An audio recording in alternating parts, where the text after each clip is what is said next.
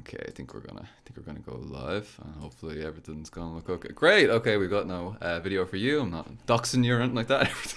Everything's cool. Indeed. Really important. And we are live. Harry's getting on. Everybody in the chat, good to see us there. Today we have the wonderful Tankie Talk joining us. Surprise guest actually this early because the second I was meant to go live, like I was getting ready to go live and getting ready to go on the air and to hang out and talk to us. Tankie Talk just chimed in, and here we are, ready to go. I was expecting Comrade Tankie Talk join maybe about 20 minutes, half an hour later. So yeah, this is a little treat, a little surprise for all of us. Comrade, how are you getting on? I'm doing good. Doing good. How are you? Good, good, good. It's Friday night. I've got some vodka here. I've got some Rachmaninoff, and I'm feeling good. I'm feeling good. I'm feeling like it's going to be a fun evening. We're going to talk shit. I'm going to explain some stuff, some recent developments with regard to my own personal experience with, everything that's happened and stuff like that. Again, just giving my own personal experience this evening. But yeah, I think it's a conversation that probably needs to happen, and looking forward to it. So yeah, you're just finished work. Yeah. Just finished up molding young minds as they were, and then jumped on. It all worked out today. It's the last day of the semester for the school I'm in, so all the kids are just happy to go. Very cool, very cool. So it's a nice, joyous day for all of us. Exactly. Yes. Well, yeah, okay. Joyous day. Okay, obviously, maybe on my end, it's not quite as Yes. joyous with everything that's happened. Ari Shinsky, Harry getting on. Paul, I didn't know you do Transformers IRL. Tanky talk. You're a transformer now. Your image of the tank, I think, will transform into you at any moment now, spontaneously. There you go. If you go out to an action in the Chicagoland area and you see a tank there, then you know that it's me.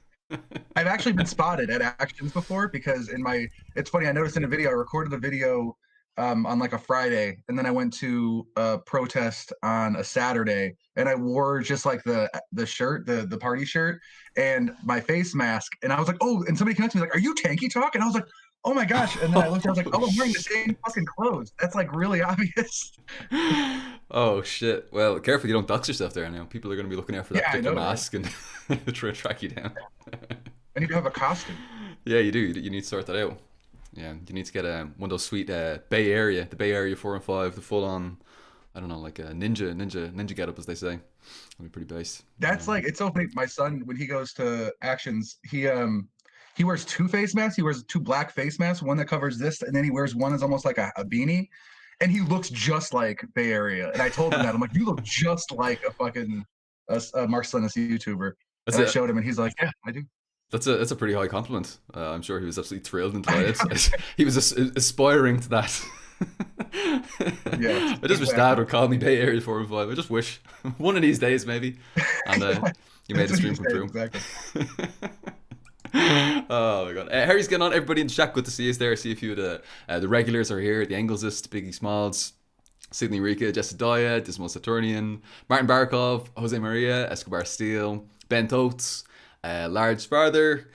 Number of the comments, Socialist Swan, Harry's getting on. Hope you're all having a good evening or good afternoon, depending on where you are. It's Friday, it's the weekend, it's time to kick back, relax, and have some fun. And I'm going to tell you some stories. We're going to get into it. Going to give you all the gossip. No, I'm not going to give you gossip at all. That's not true. There's no bullshit here. We don't gossip. We don't talk about people behind their backs. We don't do any nonsense here. We just get down to the facts and be real about what happened. So, do you want to hear Tanky Talk? What do you think? Will I get into it? Will I dive into everything that happened? Please. Yes. I can't keep people on the edge of their seats anymore. It's cruel. All right. Well, okay. So I should clarify. I was a member of the Communist Party of Ireland. I am no longer a member of the Communist Party of Ireland. I am still a member of the Connolly Youth Movement, and the Connolly Youth Movement has recently disaffiliated from the Communist Party of Ireland. Now, I am in no position to speak on any of these matters on behalf of the Connolly Youth Movement. I am not elected to any position where I can represent the will and the thoughts of the general rank and file of the Connolly Youth Movement. So everything I say this evening is just my personal experience And I'm going to mostly be focusing on my experience with the Communist Party of Ireland. I'm not really going to be talking that much about the CYM and stuff.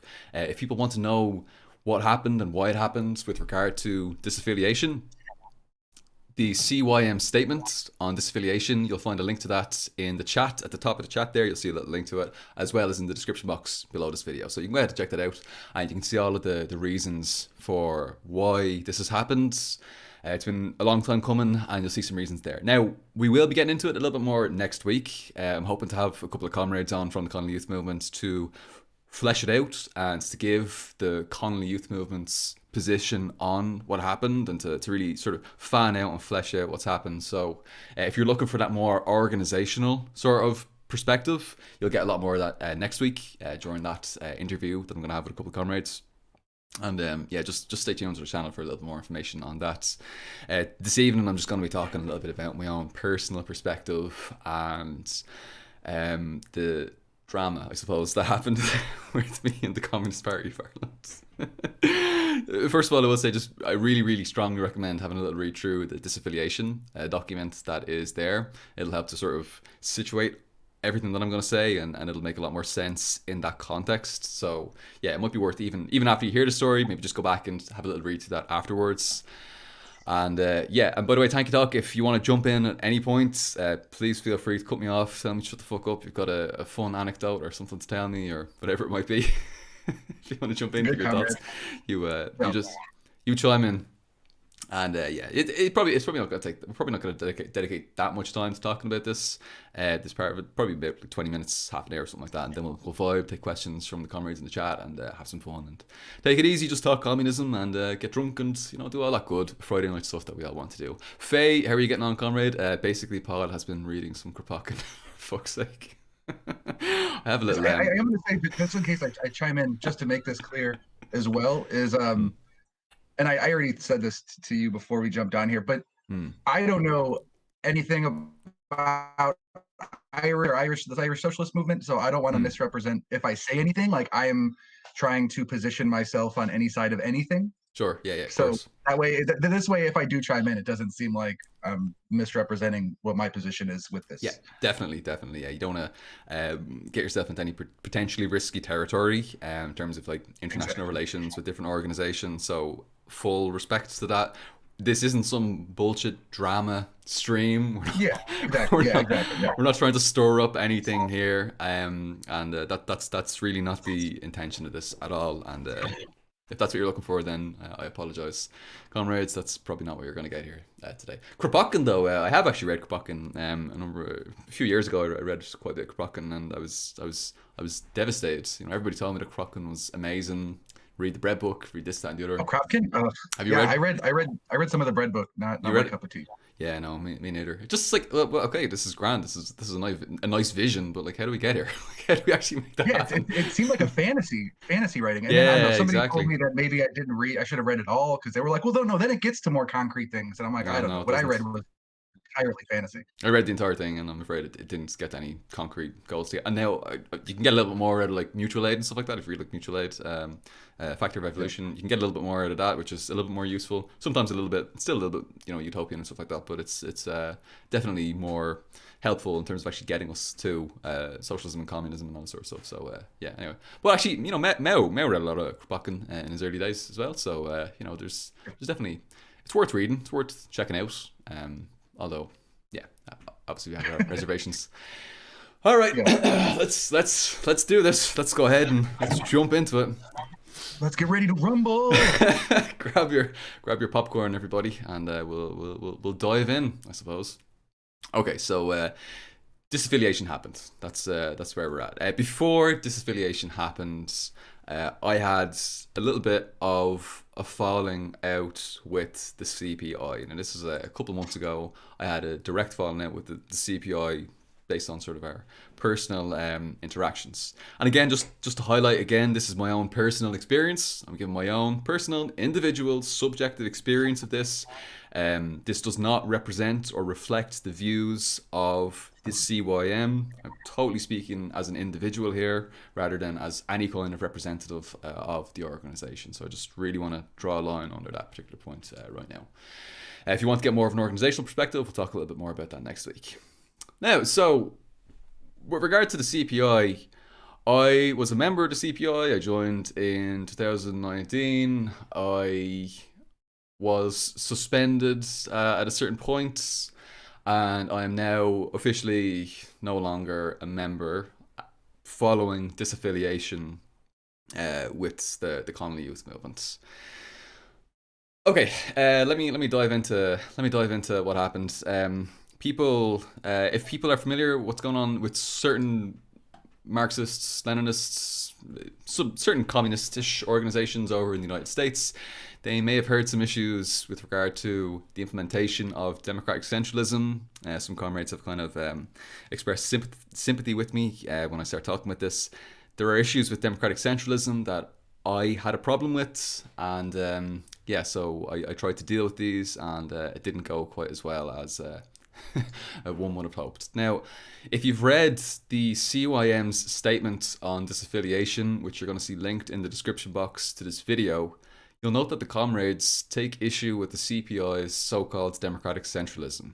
Now, in my opinion, my personal subjective opinion, within the CPI, under what you'll hear referred to as the ruling clique of the CPI, the current ruling clique in the CPI, the Communist Party of Ireland, it's mostly just pure centralism or ultra-centralism. Now, ultra-centralism is the term that's used in the documents that you'll see. Think about Mao. When we talk about like democratic centralism, there's this dialectical relationship between democracy and centralism. You can't have one without the other. Mao would have warned about, for example, like ultra democracy. It's too almost like too democratic. Like you'll have to have like a like a full Congress meeting to decide what toppings you're going to have on the pizza or something like that. Just like really ridiculous levels of democracy. So that's ultra democracy. But equally, you can go the opposite direction and you can have what's called ultra centralism, right? And this can cause all kinds of problems. It's just an entirely top-down decision-making process. There's no involvement between the membership, between the rank and file, and you have like the people in positions of hierarchy, whether that's your central committee or whatever it might be. They're making all of the decisions, and nobody else is making any decisions. And so I had an issue. I had an issue with this. There was a problem, and a lot of people. I'd heard a lot of people in the CPI as well had questions about this sort of thing. And the thing is, we're not liberals, we're communists. We don't go talking behind people's backs, gossiping, talking nonsense. We discuss problems openly in order that they may be dealt with collectively and resolved. So I spoke up about my concerns with the party's implementation of democratic centralism at a meeting specifically about this topic. It was actually like, this wasn't just kind of out of random or coming out of nowhere, but at a CPI excuse me, at a CPI educational on democratic centralism, and this was attended by the ruling clique of the party in November, I stated that, and before I read this out, I want to say that whenever I'm really thinking something through, I often take little notes beforehand. I'll just like write them down. So I have word for word written down what I said, so I can easily just say back to you exactly what I said. So that's kind of important to keep in mind here. I'm not just kind of trying to remember what I said and it's kind of coming out this way or it's kind of coming out that way, or I'm like twisting it, or like this is literally copy and pasted from the notes that I actually used at that particular meeting. So at this meeting I had my concerns, and I stated that anyone who would attempt to distort democratic centralism into an entirely top-down decision-making process is in breach of the CPI constitution and breaking with the tradition of Marxism-Leninism in favour of an organisational mode that more closely resembles fascist Führerprinzip than Marxist-Leninist democratic centralism. So that was pretty strong words. I went on. I stated that we aren't able to speak freely in the CPI without fear of repercussion. That open conversation was being actively prevented. I pointed to how the Zoom chat function or messaging function in that very call had been turned off to prevent such discussion, as another comrade had written a message there a week prior that was critical of the shortcomings of the CPI's implementation of democratic centralism. So they turned it off. And again, there was no democratic process on them actually turning it off. They just straight away did that and they shut down conversation. Now, they told me I was wrong, of course, and that there are no problems and that people could speak freely without any fear of repercussions. Truly diversity in thought and unity of action. Well, almost comically, I was suspended indefinitely from the CPI the very next day. So much for being able to speak freely and have your concerns raised and dealt with in a good faith manner. Because I was suspended indefinitely, and that was it. I was basically given the boot. It wasn't like a temporary suspension where it's like you're out for a couple of weeks and you come back. You weren't out for a couple of months, whatever. It's full indefinite suspension, and the terms to come back were totally unreasonable. I basically had to grovel if I wanted to come back, and yeah, no, I still stand by what I said to this day. I think it's really important that we don't veer into ultra centralism, because then it actually genuinely does veer into territory of that really does more closely resemble fascist Führerprinzip than it does Marxist-Leninist democratic centralism. And Yeah. strong words, of course, but it's a big problem that I saw, and it is interesting because some people will say, look, the thing is that this is an inherent problem with democratic centralism. This is just what democratic centralism does. It's this top-down process, and I knew that wasn't true because my experience in the colony youth movement had shown otherwise. My experience of democratic centralism in another organization was far far superior. So Yeah. I think that's really important. I see actually one of the lads in the chat there, Declan O'Donoghue, is saying you compared the CPI to Nazis. No, of course not. I didn't. Not at all. There was never once that I compared the CPI to Nazis. I never did that at all. I said that anyone who, and I'll be very very clear with exactly what I said. I can read it out to you again.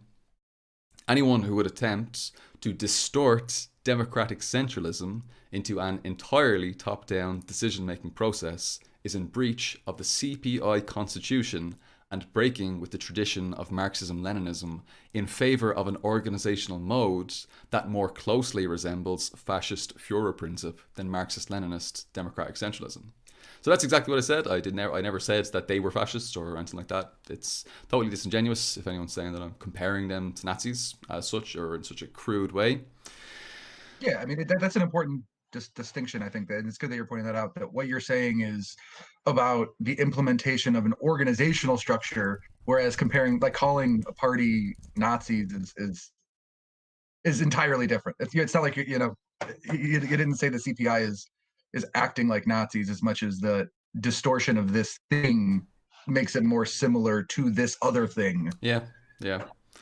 Yeah, and That's an important distinction. well, and it's also really important that it's anyone who would attempt to distort it. It's not as though the CPI is actually doing this. The really important thing is that none of the concerns that people have are with like the entirety of the Communist Party of Ireland. That's not an issue.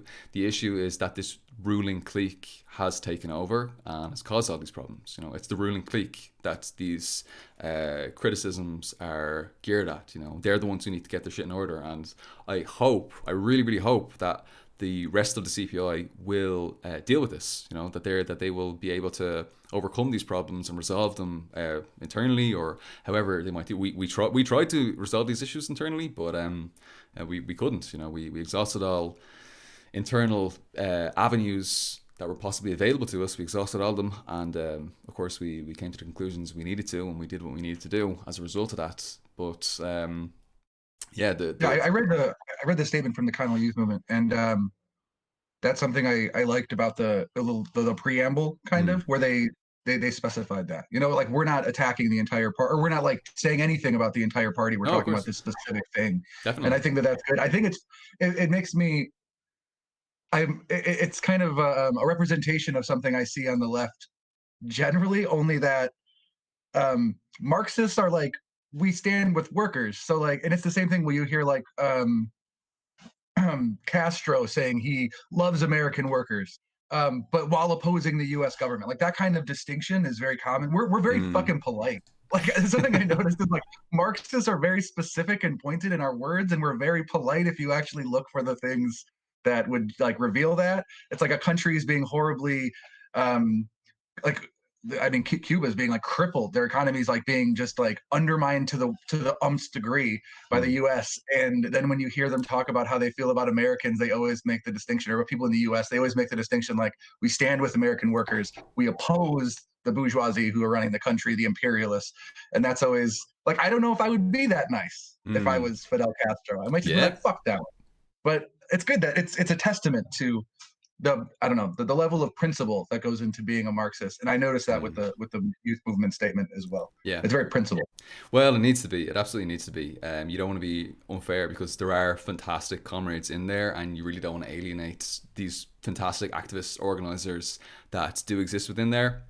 And we need to be very, very clear what the issue is, where the issue is coming from, and you know, even when I'm saying like, oh, there's this issue with like these people and that, this is also kind of, this is almost, it almost potentially veers into liberal individualist territory where you're kind of almost like blaming like personalities when it's actually, it's not about, this isn't a personalities issue. This is really an issue of politics and of ideology and of real genuine political and ideological differences. And I mean, Mao talks about this a lot as well, of course, where any of these issues that seem like they're personal always have a political root to them. Like there's a reason, you know, there's a reason why this person wants to go this way and this person wants to go that way. You know, there's always an underlying reason. You know, one person wants revolution, one person wants reform. You know, whatever it might be. And so and really, I think what we saw was, in my personal opinion, again. Really was just a manifestation of that. Certain people wanting to go one way and other people wanting to go a different way. So yeah, that's pretty much it. I mean, that's pretty much happened to me. I got suspended indefinitely from the CPI. I'm now no longer a member of the CPI. I wish them well. I really hope that they do get their act together. I hope that the comrades within the CPI will see through the problems within the ruling clique and will do what they can to oust them and or at least relegate them out of positions of power and make a better communist organization as a result of this, you know. So yeah, that's pretty much it, you know. When it comes to how the CYM feels about this, what's going on with CYM, I'll talk a little bit about that next week. A few comrades from the CYM are going to come on and they're going to actually give the more organizational perspective. I mentioned this a little bit at the start, but I'm not in any elected position within the CYM that would give me any kind of mandates to speak on behalf of the comrades within the Colony Youth Movement. So everything I say here is just my own personal opinion, my own subjective experience. And yeah, so please don't hold the CYM accountable for any of the shy talk that happens this evening. Exactly. Yeah, I know that. Yeah, I know.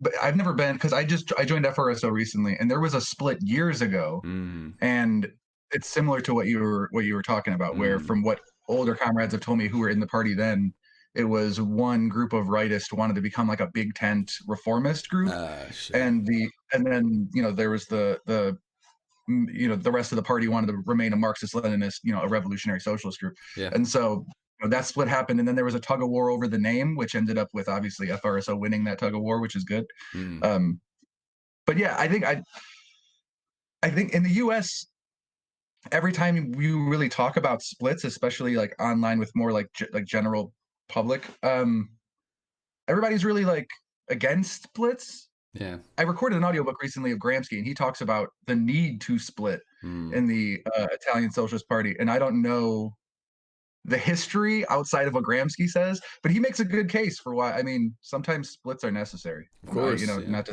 say anything about any specific splits, other than maybe saying Gramsci was right if his case made sense. But yeah. No, you're dead right. And like the thing is, like the door is not, the door doesn't necessarily need to be closed. Like things can be resolved. Like if the contradictions that were initially there are solved, then you know, like organizations can like reunite. That's not an issue. I mean, there's always like the option to do things like that. So it's not the end of the world. You know, when these kinds of things happen, and people kind of. I noticed that with people who are new to the left, they kind of have this tendency where they see how fractured the left is, and they automatically want all of these fractured organizations to like come together into one big left-wing organization, one large counter-hegemonic bloc which can challenge capitalism. Now, this is kind of this is a little bit of a naive kind of perspective, because obviously there are massive differences between, social democrats and Marxist-Leninists and anarchists and, like left Yeah. comms and like whatever. Like there's a massive difference and probably unbridgeable in some of those cases. And there's this tendency, like you just want to keep everyone together all the time, and unfortunately, like you find yourself organizationally paralyzed in many of those situations, because such and such an organization has this strategy and they want to do this thing, and such another organization has that strategy and they want to do that thing. Like one might want to do like direct action, one might want to do this or that. Like there's just so many different strategies that someone might want to engage in as a leftist. It's not a Yeah. monolith. There's some people might be opposed to what they call state socialism, to a state structure, to a vanguard party. So what do you do? Like what do you do? What do you do? It's Exactly. kind of difficult. And like this is Gramsci's central argument in it, is that the party needed to split because there was a reformist element within the party, and what was ending up happening is when tactics by the revolutionary side of the party didn't end up working, it Mm. was inherently undermining the continuation of a revolutionary struggle, because then Yeah. you had this social democratic side of the party, this reformist side of the party, who goes, you see, that's a failure, we need to do this. And he was Mm. like, okay, well, if we don't split, we're undermining ourselves. Like we need to split. Yeah. And like another crux of his point was the International had said to split. The International was like, kick those Yep. people out. And the party was like, no. And he's like, all right, then we need to split with the party, because the party is allowing itself to be undermined by a reformist element within, and B is now undermining the International, which we need to stand with. Yes. So there you go. Well, yeah, no, that's it. I mean, like, look, fucking hell, like, if look at the history of communism, look at the history of Marxism. It's all about polemics. It's people always breaking away and splitting from people. Like, whether this is like from the first international to the second international. Like, why did the third international happen? Like, it was a breakaway from the second international, the social democratic reformists of the second international. This is why the Bolsheviks happened. This is why there was this split between Bolsheviks and Mensheviks. I mean, this happens all the time. And this is a key part of our movement, and actually having this really distilled, genuine revolutionary core that isn't tainted by reformism and revisionism, and that actually is sticking to the revolutionary core of Marxism, that's committed to genuine class struggle, to advance the society from capitalism to eventually communism, but of course socialism is the interim stage. And but Yeah. this question of like reform versus revolution, of maintaining the revolutionary path versus taking on more of an opportunist, a right opportunist or revisionist path, it's as old as time. It's as old as time. Marx and Engels were constantly fighting back against revisionism. Lenin was constantly fighting back against revisionism. It's a pain in the arse to fucking read Lenin, because all the fucking time, like, you try to sit down and read like what is to be done, or like left wing communism and infantile disorder, or whatever it might be, and he's just like, oh, this fucking Kautsky, oh, this fucking Bernstein, oh, this fucking. You're like, okay, Lenin, tell me a little bit about imperialism. Tell me a little bit about imperialism. All right, cool. I'll tell you a little bit about imperialism. Like, But first, fuck Kautsky, this piece of shit. And you're like, okay, Exactly. what is to be done? What is to be done, Lenin? What do we do? How do we get communism? Okay, I'll tell you. But first, sit down here. And I'm going to tell you what a dick Bernstein is.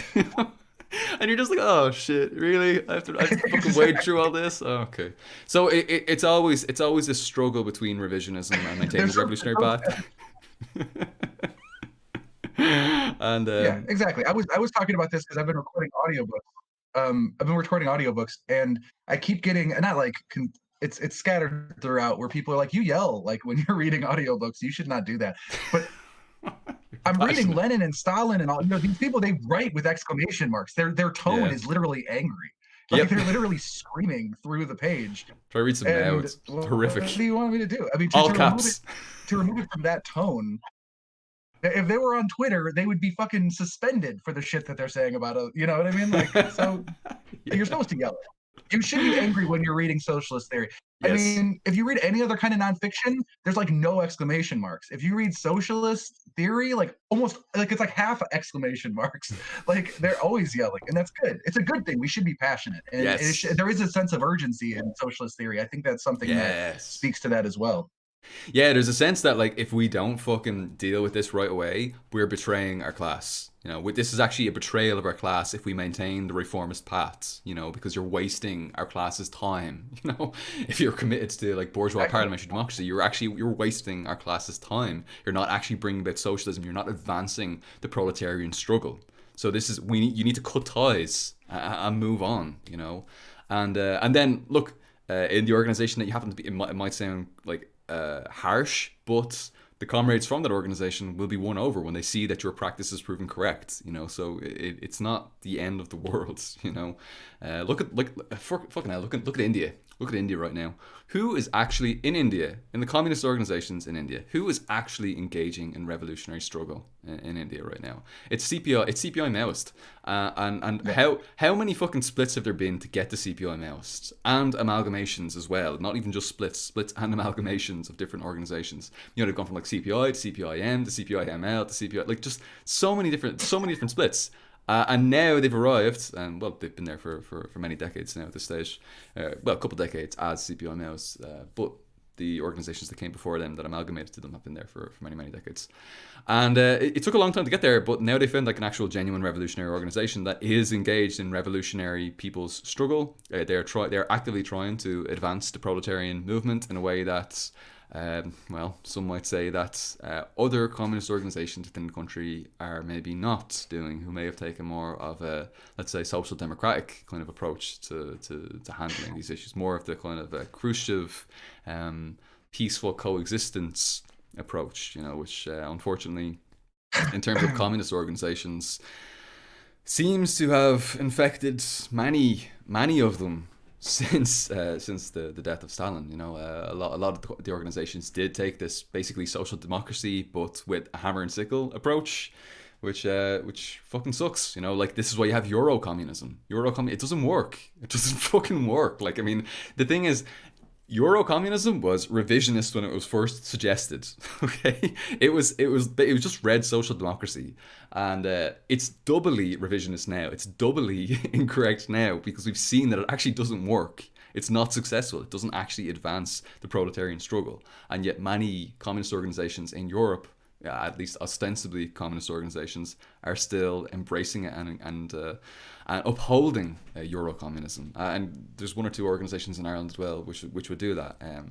Not necessarily actually the CPI, interestingly, but there are other communist, at least ostensibly communist organizations, ostensibly Marxist-Leninist organizations, who at least have shown elements of interest within the Euro-communist kind of struggle. Even though as scientific socialists, we know that this doesn't work. Like we know, like this is what we do. As scientific socialists, we look at what works, what actually advances proletarian struggle, what gets us to the next level, what's the most successful, you know, what's gotten us the furthest. And social democracy hasn't. You know, economism hasn't.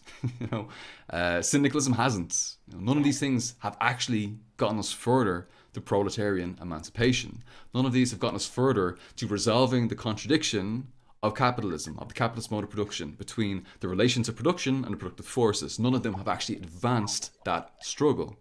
And none of them are capable of doing that. And we know that now. We know that true practice, true reality, true what has actually materially occurred since their attempts, since their implementation, you know. But we also know that Marxism-Leninism does work. We know that this is actually successful. You know, we've seen the Bolshevik Revolution. We've seen countless successful socialist revolutions. You know, there may be issues with regard to actually maintaining socialism, maintaining the dictatorship of the proletariat, that need to be dealt with as well. You know, we need to go further. We need to continue the class struggle into socialism, which is something that maybe a lot of socialist states haven't taken seriously enough historically throughout the 20th century. The continuation of class struggle until communism. But That's why I think they it's got way important too, further. that you a Sorry. lot of these. That's why I like the term like socialist experiment. You know, like because Yeah, in as definitely. Marxist Leninists, we're learning as we go, and that's Mm, okay. I like in Lenin's letter to the American workers, he says that in there. And he says, like, we have made, like, the Bolsheviks have made countless mistakes, but every mistake we make is a victory for us because we're doing something that's never been done. We're building socialism to build towards communism. We're exactly. trying to build a situation where class antagonism can be abolished or can wither away, where the state can wither away, like something, it doesn't Yes. exist. Like we're doing something new. It's okay to fail as long as we are mindful why we're failing and learning from those failures to find a path that works. Mm, And I like it. That's one of the reasons that I think Marxism Leninism.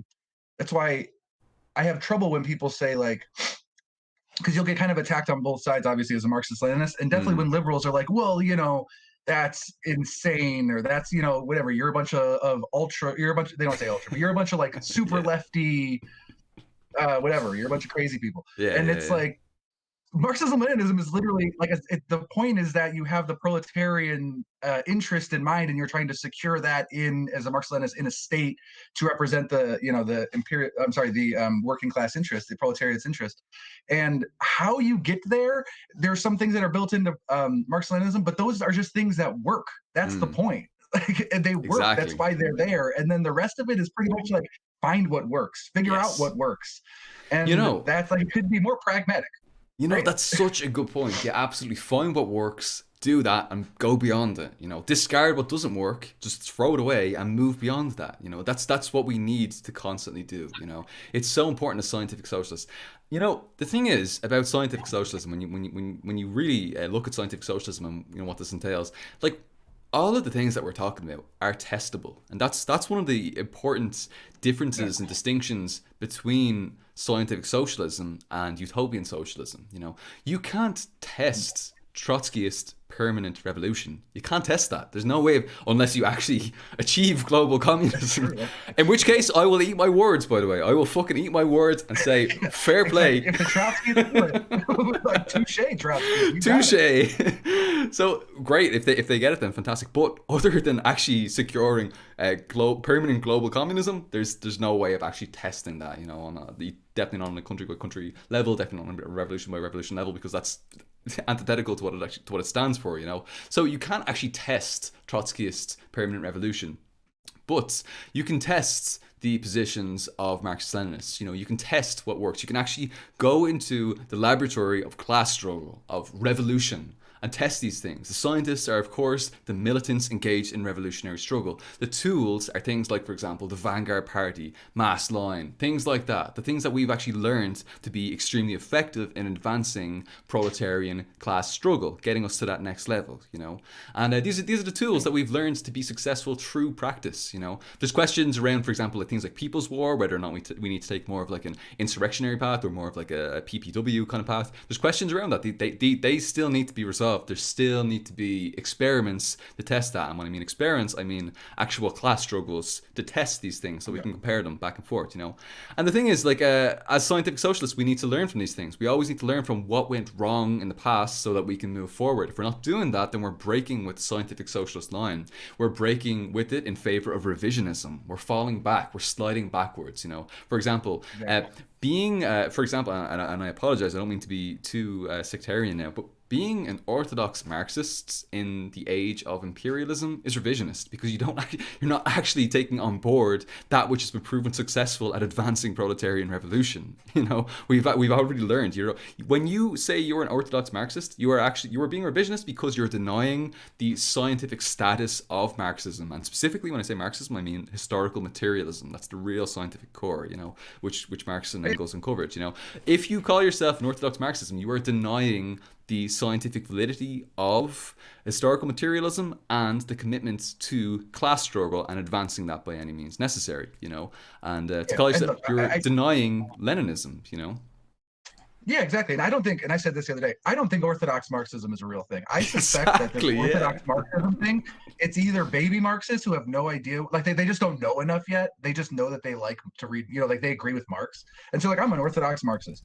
Or it's left comms who are like, I don't Yes. want to call myself a left com. So I'm going to call myself an Orthodox Marxist. Like Marxism-Leninism is Marxism for the age of imperialism. Yeah. It's literally modern Marxism. That's what Yeah. it is. Substated. Yeah. I mean, like, to deny it is to be like, I'm an Orthodox Marxist. Like, okay, so what are you going to do with the fact that imperialism exists?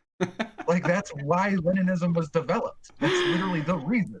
Well, can we not just do the Paris Commune again? That was fine. That worked out Yeah, well, didn't it? that's exactly what they're saying. They're like, let's just deal with the world in the early fucking, like in the 1800s. It's like, that's not how it's gonna work. We don't live then. Like that's utopianism. It's Exactly. idealism. Yes, exactly. It's total. It's just metaphysics. It's totally just metaphysical. It's not a materialist understanding of the world, and it's totally revisionist as well. And I will say as well to the people, to the comments in the chat there, you may have noticed that I've gotten a little bit more explicit in complaining about revisionism. I suppose that's also related to this experience of breaking with the Communist Party of Ireland. It really is. It really is a result of that, and seeing how it doesn't work, and seeing how this revisionist sort of path doesn't actually work. I mean, theory is proven through practice. Theory is actually demonstrated in practice and in class struggle. And if you see that something isn't working, then you need to move on and try something else. And I personally experienced that, and so I realized that, okay, shit, I need to be a lot more rigorous. I can't fall into these kind of revisionist traps. And as a result of that, you do hear me kind of complaining about revisionism a little bit more now from that experience. People were like, "What do you mean?" on Twitter like a month or two ago. I was just like, "Oh, the anti-revisionists are right, shit." and then people were like, "Well, what do you mean?" And I was like, "Oh shit, I can't speak." Because I'm bound by democratic centralism. I'm bound by the structures that are in place, and I can't speak up about this. But yeah, as a result of that experience that I had, it has forced me into, it has propelled me forward into an anti-revisionist position that I wouldn't necessarily have taken quite as seriously beforehand.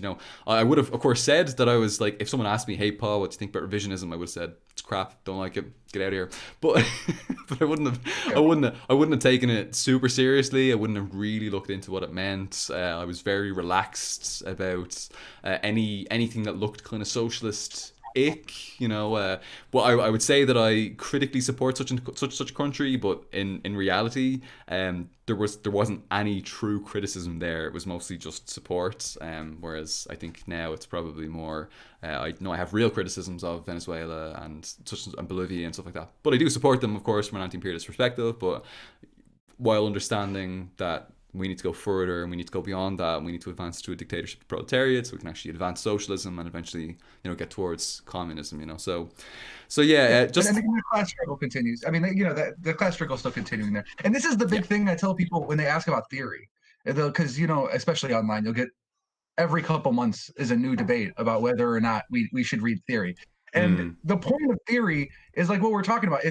You have to look at it from the point of view as a Marxist, you're kind of like a scientist. And all theory is like, it's not like liberals will be like, well, it's that's like religious or something, because we're just not used to reading, I guess, nowadays. But the entire point was just that these other Marxist Leninists had tried something or had noticed something, and then they either found it worked or it didn't work. So they're like, I'm going to write this down so other people could not do that or can do that. exactly. It's literally all it is. It's just a report of like, so we went outside and spoke with the workers, and they seemed like they really liked that. So you should fucking do that. Like, that's literally all it is. It's just this works, so do this. Or conversely, we've tried this and this didn't work. Don't do this.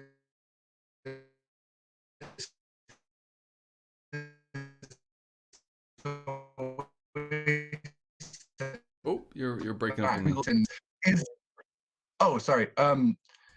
I said for socialism, utopian, and scientific, I said the central thesis beyond just defining kind of scientific socialism and a little bit of the history of it is pointing out what utopian socialists did and saying it failed. Like, it failed, and this is why it failed, and this is why we should do this other thing, because we want to achieve this. That's all it is.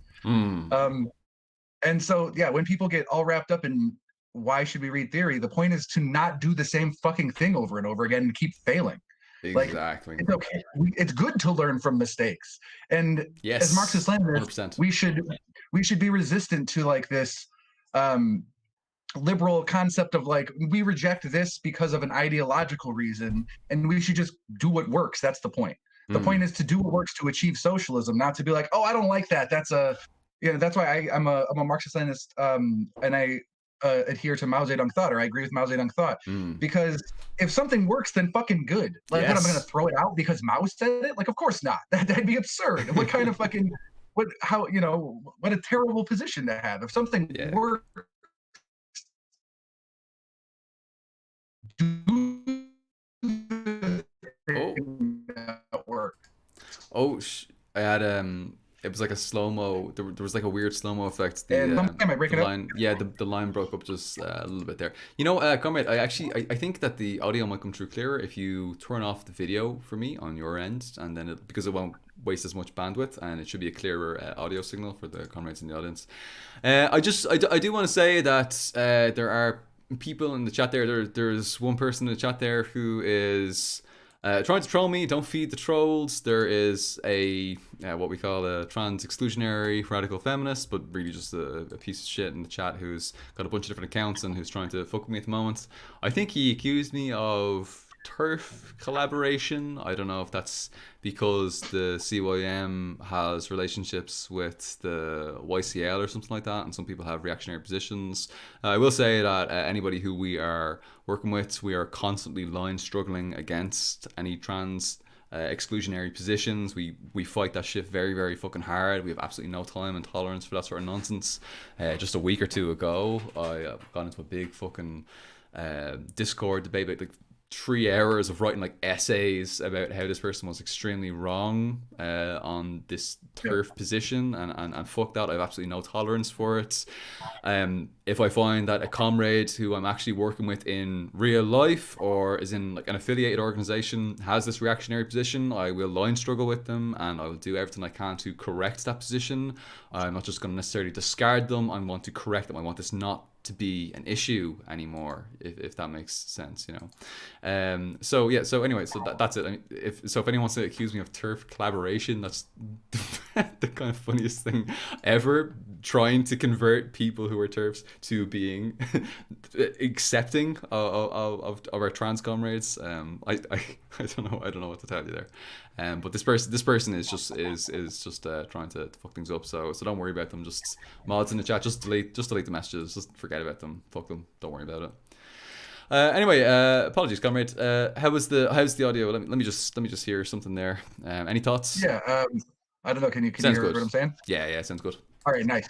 But yeah, so I mean, just to wrap up that point, is just like I was saying, what works is good. That's our position as Marxist-Leninists. Obviously, there's things like the Vanguard and things like that, which are built in, like the theory, you know, some things that are specifically Marxist-Leninist. But those things, the reason why they're part of Marxist-Leninism is because they work, and the proof is in the pudding with that. We're looking at struggle after struggle after struggle in the U.S., where the downfall ends up being the lack of a coherent organization. That's unifying the groups that are there in a way to have them move in a unified way, and that leaves it open to, you know, that leaves these movements open to being infiltrated, being brought, you know, and then brought down from within. It leaves these groups open to these, you know, incoherent demands where you have, like for Occupy, you had a principled group that were demanding specific things, but then you had like this super liberal element to it too, which was undermining it. And so, yeah, I mean, that's why the things that work. The things that don't work. That's why Marxist-Leninists do this. You know, we're open to things that work. And I think this might be more of a problem online maybe. But I see people who seem to think like an ideology is like a club, you know, where they're like, oh, I'm whatever, I'm an anarchist, or I'm a this, or I'm a that. So that means fuck all of these other things. And that's couldn't miss the point more. You know, like if our struggle is supposed to be for a actionable goal, not to, I don't know. I mean, even though I'm all for Marxist-Leninist barbecues, we should have more of them. But the point is not to just have Marxist-Leninist barbecues. I mean, we should fucking be struggling for an actionable, achievable thing and doing what we need to do to get there. Yes, absolutely. I 100% agree. That really is the core. That's the core of scientific socialism. That's what we're doing here as revolutionary communists in this stage. 100%. I totally agree. I am conscious that it's coming up to an hour and we haven't done any like Q&A and vibing with our comments in the chat. So maybe we'll take a few questions from the chat and we'll vibe with people and have some fun and make it a little bit more interactive here on it. What do you think? Did you want to say, was there anything more that you wanted to? Oh no, that's good for sure. Cool. Okay, great. So we'll take a few questions from the chat. I do want to say, yeah. So there was a question in the chat there. Again, this same person who's trying to kind of mess things up at the moment is saying, why is there? I think it's why is there a moderator in my Discord who has some reactionary views towards trans people? I have to say that I've done a lot of line struggle with this person. I can't speak for why this person has these views. I have line struggle with them quite a bit. I've spent many hours trying to get them back on our side, and I'm still doing that right now to this day. So it's an ongoing line struggle, and I am fighting back against them. But yeah, I think that using this against me right now is weaponizing kind of very cynically weaponizing this issue. You don't actually care. I know that you are extraordinarily transphobic. You have literally called for the death of our trans comrades. So this is just an opportunistic weaponization of this issue. I won't be addressing it Drop anymore. it in the chat. Yeah, absolutely. So just get out of here, comrades who have administrator powers. Just go ahead and kick them out if you see that sort of stuff going on. It does happen. It is an issue that I'm aware of. One of the moderators on my Discord server does have some reactionary positions on the trans issue, and I have been struggling with them quite a bit. And you can if you want to just ask them themselves if you want about that, about how I've struggled with them. But yeah, absolutely, turfs are not welcome here. Just get the fuck out. And yeah, I agree. absolutely. Bye-bye, Fuck, turfs. fuck that. So Fuck turfs. bye-bye. Fuck that. Yeah. Now come here to me. Let me see. There are a few questions in the chat. Let me just see here. Paul Mitchell Brett. Make sure he sees your question. Okay, so I'm looking for a Mitchell Brett here in the chat. There was one question actually, which is kind of interesting. Let me see. Evo says, shouldn't we, as the left, make Marxism and communism easier to understand for everybody? Yes, definitely. I think Tankie Talk does a very, very good job of that, making things a lot more accessible for our comrades, converting complex ideas into more understandable and approachable ideas for people who maybe don't have time to sit down and fucking read Capital. You know, it's very difficult to get your head around Capital volumes 1 to 3. It takes a lot of time and a lot of work, and it's not simple. So I absolutely agree. We should 100% be doing that. I've tried to start doing something like that with the Socialism 101 series, which by the way has been received really, really well. It's wild, actually. It's gotten a really warm reception. And That's an amazing video, by the way, comrade. Thank you, comrade. I appreciate that. Like I said on Twitter, the tone that you set, I was really impressed. It's very like I told you before, I try to do videos similar, and my tone is so aggressive. Your tone was so calm and welcoming. Yeah, exactly. No, my shit is like literally aggressive. Like I said, I'm like, okay, liberal, let's fucking talk about this. And you're just like, all right, have a seat. Let's talk. Let's talk. And I was like, that's so good. It's such a great way to do that. That's so different. Can I be honest with you? Can I be real? Okay, so you're a teacher. You know how it is. Like when you teach a class, you kind of know the vibe that you're putting across. One thing that I have been criticized with historically is being a little bit monotonous, a little bit bland, a little bit boring, not so engaging, just very kind of monotonous. This is how it is, and just like that, you know. So there, I'm not like a super like bombastic, exciting, energetic person, and so that video, I tried. So I had like 3 coffees before I started filming. And I'm like, it came out great. Really and I'm like, yo guys, let's go, woo! Today we're gonna talk about this and that. At least and it's so funny because that's how it's like for me, for my normal like baseline monotony. That's how it felt to me. It felt like I was being like one of these like over the top ridiculous YouTubers. And so like when you're just like, well, it was nice and calm, and I'm like, oh shit, I can't get around it. I'm this boring bastard. No, not at all. I think if anything, it felt welcoming. Like I think that was. I'm glad. Welcoming. Like if a liberal legitimately stumbles into my video, like my videos, I try to do a similar thing, but I think where I got mixed up is I pictured them being used when people were arguing online. You know what I mean? So somebody'd be like, watch this video and learn from it. So then they'd open the video and I'd be like, shut the fuck up and sit down. And your video was much more like people would find it and put it on and be like, oh, let's see what this is. And be like, oh, okay, this person's reasonable. They're not attacking me. Yeah. And my whole thing was the opposite. But no, I think yours is probably a much better tactic. Thank you, comrade. You're too kind. I wish I had the passion that you had. I wish. I really wish I do. Yeah. Thank you very much, Conrad. I appreciate that. So, yeah. Anyway, so yeah, we anyway to come to ask the question. Yeah, absolutely. We need to be making things very approachable. There's a problem that I see with some leftists where they try to make complex ideas, excuse me, sound as challenging as possible. I think we should be doing the Yeah, opposite thing. I think we should be making challenging ideas very accessible. So exactly. Yeah, that's I that. think, and that's a little bit of that club thing that I was talking about. I think some people want to feel like they're the smartest person in the room, and as Marxist Yes, Leninists, that's literally not the point. The it's the point is not to opposite. be like, I know more than you. Yeah, Yeah, exactly. It's the it's opposite. The individualist. point is the you.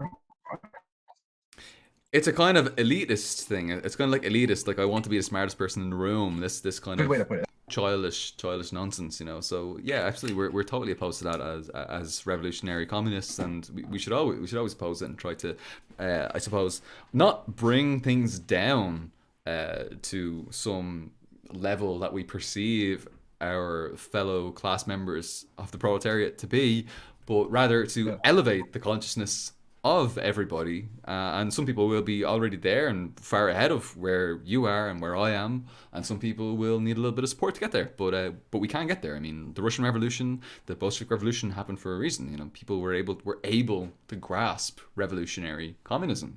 There's no doubt about Yeah. it. The working class can, like, intuitively, generally, we will feel this and understand this. We understand when you talk about worker exploitation. We understand when you tell us that we're making more money than our boss is paying us, significantly. Exactly.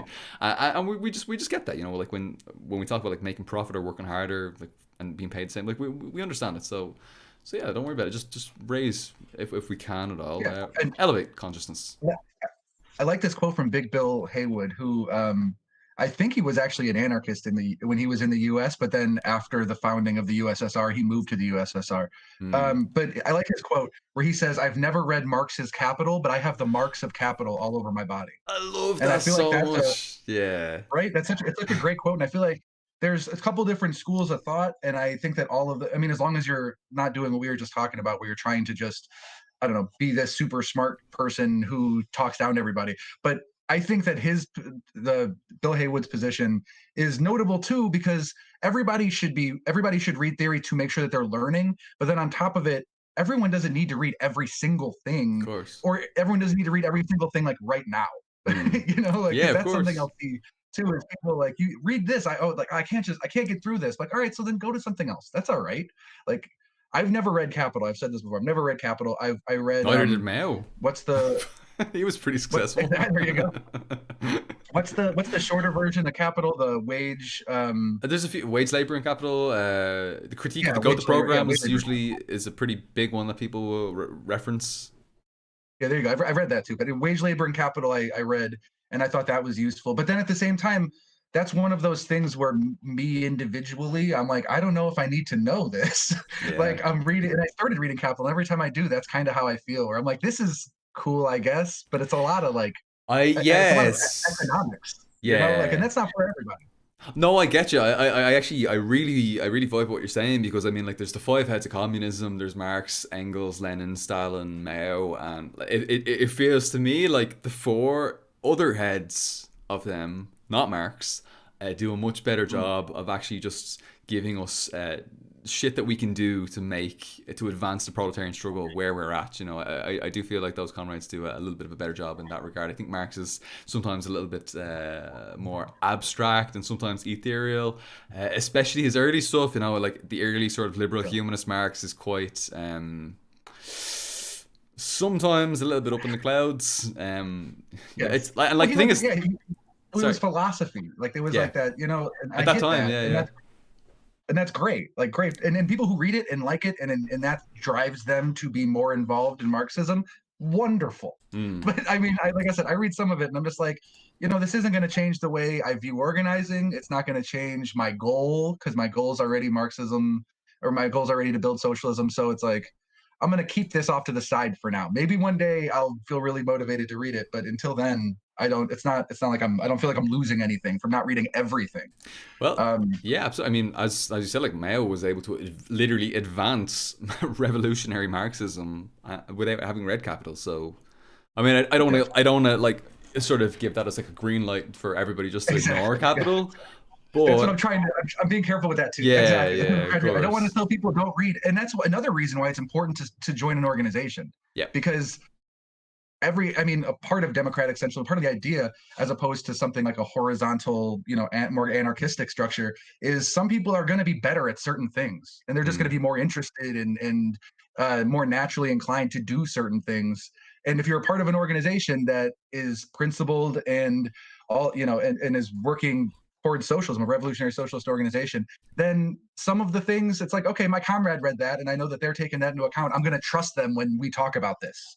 Like when mm, that discussion comes up, I'm going to defer to my comrade who I know is more naturally inclined to talk about the labor theory of value and its intricacies.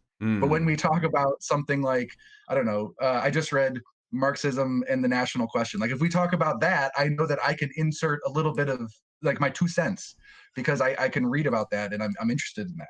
yes, Um, absolutely, and that's why as Marxists, I mean, we're about the collective. We're about the, where we work with comrades. Marxism isn't an individual, isolated, purely intellectual experiment.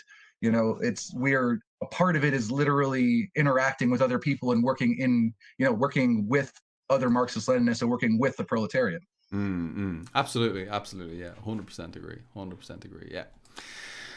Yeah, absolutely. And as you said, like when you read like Marxism National Question, it just makes so much sense. Actually, Stalin generally, when you read Stalin, as inaccessible as Stalin is because of the name, because we Yeah. somehow we erroneously, due to capitalist hegemony, bourgeois hegemony, we associate, we kind of have this false equivalence between like Hitler and Stalin. It's just ridiculous, obviously. But reading Stalin is far more accessible than probably any other of the five heads of I communism. agree. And I would say, like, well, Mao as well. Mao as well is also very good, but sometimes Mao is maybe a little bit too poetic almost. And it's beautiful, but maybe it's a little bit too poetic. Stalin's very, like, straight to the point, no fucking around, gets straight down to the Yeah. core of what you need to know. And it's very relatable, you can understand that this is a person who doesn't come from a life of luxury. Like he's a person who comes from squalor and understands the struggle, I suppose. It's just Yeah, exactly. Yeah, he yeah, feels, I mean, because you could feel with Stalin his passion, but it also, a lot of his writing, you can tell that he was elected to write it. Or, like he was asked to like write a report for the International, or write a report for the Bolsheviks. And he was like, all right, cool, I'm gonna do it. Like he's definitely passionate about what he's writing about, but at the same time, you get that like, okay, here's the information. Like I'm not writing this to yes, entertain you as much as just I want you to be informed on this topic. It yes, feels like that a lot. absolutely, yeah, 100% agree, 100% agree. Everybody, please, please, please read Stalin. Absolutely amazing writing, really worth reading. Even if you're a little bit hesitant at first, once you crack into it, you'll be your Yeah. concerns will immediately melt away. Genuinely, If you're afraid of the name Stalin, put a piece of tape over it yeah, and just read it and pretend that exactly. somebody else wrote it, because it's really, I think Stalin's one of the, as far as like the heads of communism, heads of Marxism, Leninism. I think that Mm. that's Stalin's incredibly useful. It's funny. I Yeah. got the critique of not to yell while reading Opposed Book Worship by Mm. Mao, and I feel like if any book should be yelled, like if any pamphlet by a Marxist theorist should be yelled, that from those, from the heads, Yes, it's like it's it's that all one. caps, isn't it? It's like it's literally like all Exactly. caps, That's literally him. It's all him caps and the exclamation marks and everything. screaming at other parties. Like that's the whole thing. Is like he's like, you're doing this wrong. Like that was his whole thing in that. And then someone's like, oh, I Yeah. don't know, you sound really aggressive. I'm like, Mao was being really aggressive. He was putting people on blast. He was like, you are acting lazy, and you're not going with, you're not going out and learning by Yeah. experience, and you're just reading reports. And it's like, that should be yelled. It was savage. If someone, Yes. if I was in the party at the time and I knew, and I read that from Mao, I would be afraid. Mm. I would shudder for a second. I'm like, oh no, Mao's gonna come find me and yell at me. Comrade Mao's gonna get me. Oh man, that's actually so funny because there's a pretty interesting question in the chat kind of on this particular question. It's from Krakow and I will get you to all the other questions in the chat there. I've got them all written down on a little Microsoft Word file here.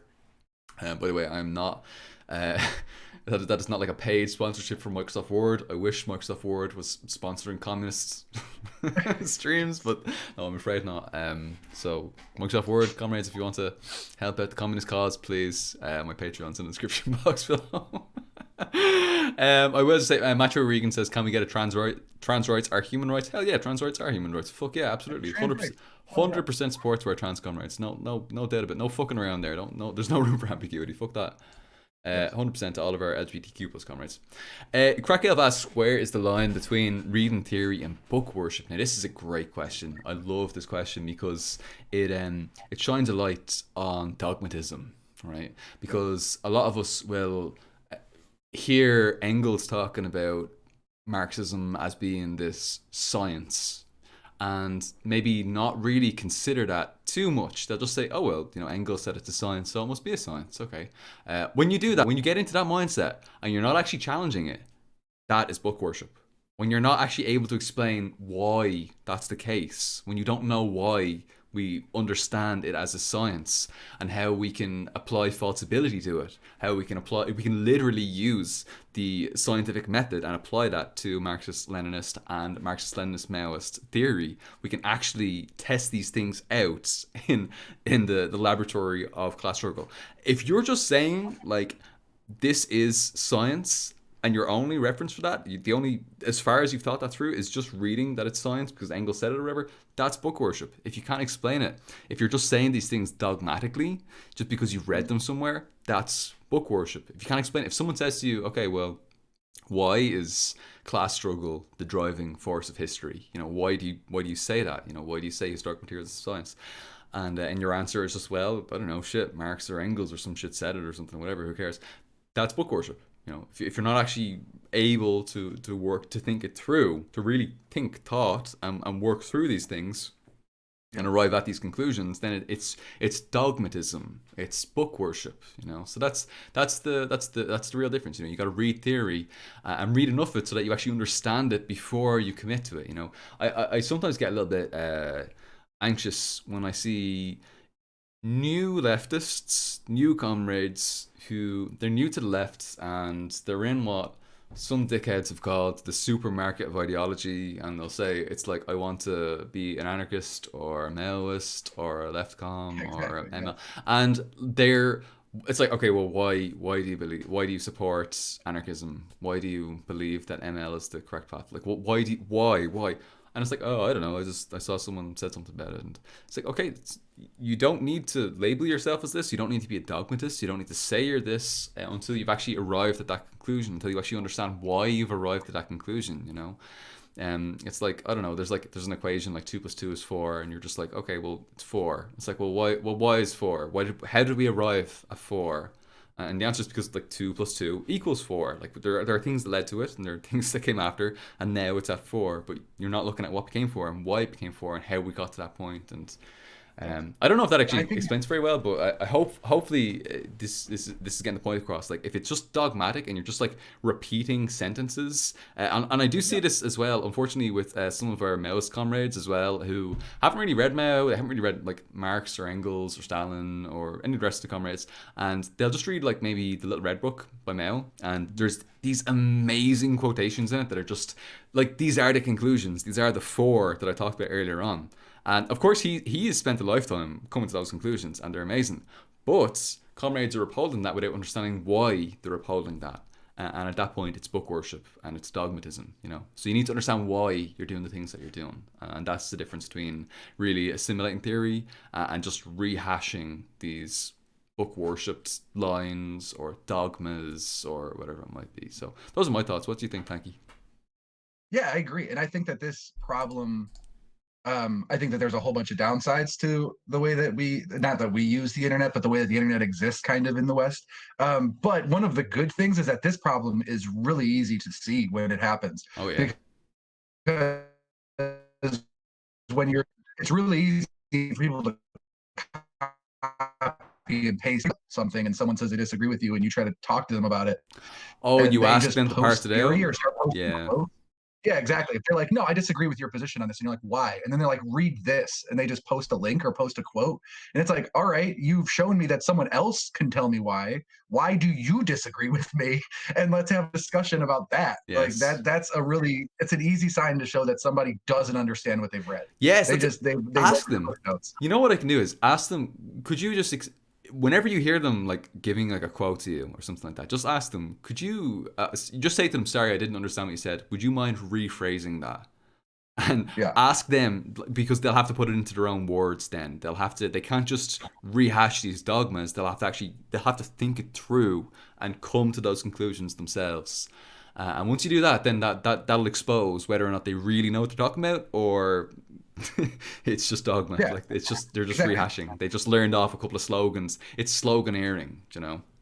Exactly, it's sloganeering. And the other thing I would say is, I mean, Mao makes a big point about this in Opposed Book Worship. Even outside of theory, um, I don't know, learning through practice and not just relying on general information Mm. is important. And I would say that people, Yeah. like, I see people fall into book worship about that, where they're like, Oh yeah. and especially like in the US, you'll see some reactionary people fall into that, where they like, they'll say, oh, the country cares about this. Look at this poll. And it's like, go out and talk to people, because I've never met anyone who fucking says that. So Who even if gives a that's shit true about for the that? whole country, it's sure as shit not true in my community. Yep. And I can only deal with my community. So you're asking me to alienate my community just based on this fucking website that you sent me with a poll on it. Like, go out and experience the struggle. Go interact with people. Go fucking see what the fight is, and then you can better understand the position that you should be in as a Marxist Leninist, and as someone, assumingly, if you're a Marxist Leninist who would like to act as some kind of position within the vanguard, which is going to be bridging the struggles that are happening. How can you bridge the struggles if you disregard the struggles because you say, no, those aren't real? Look at this fucking poll that says that no one cares about that.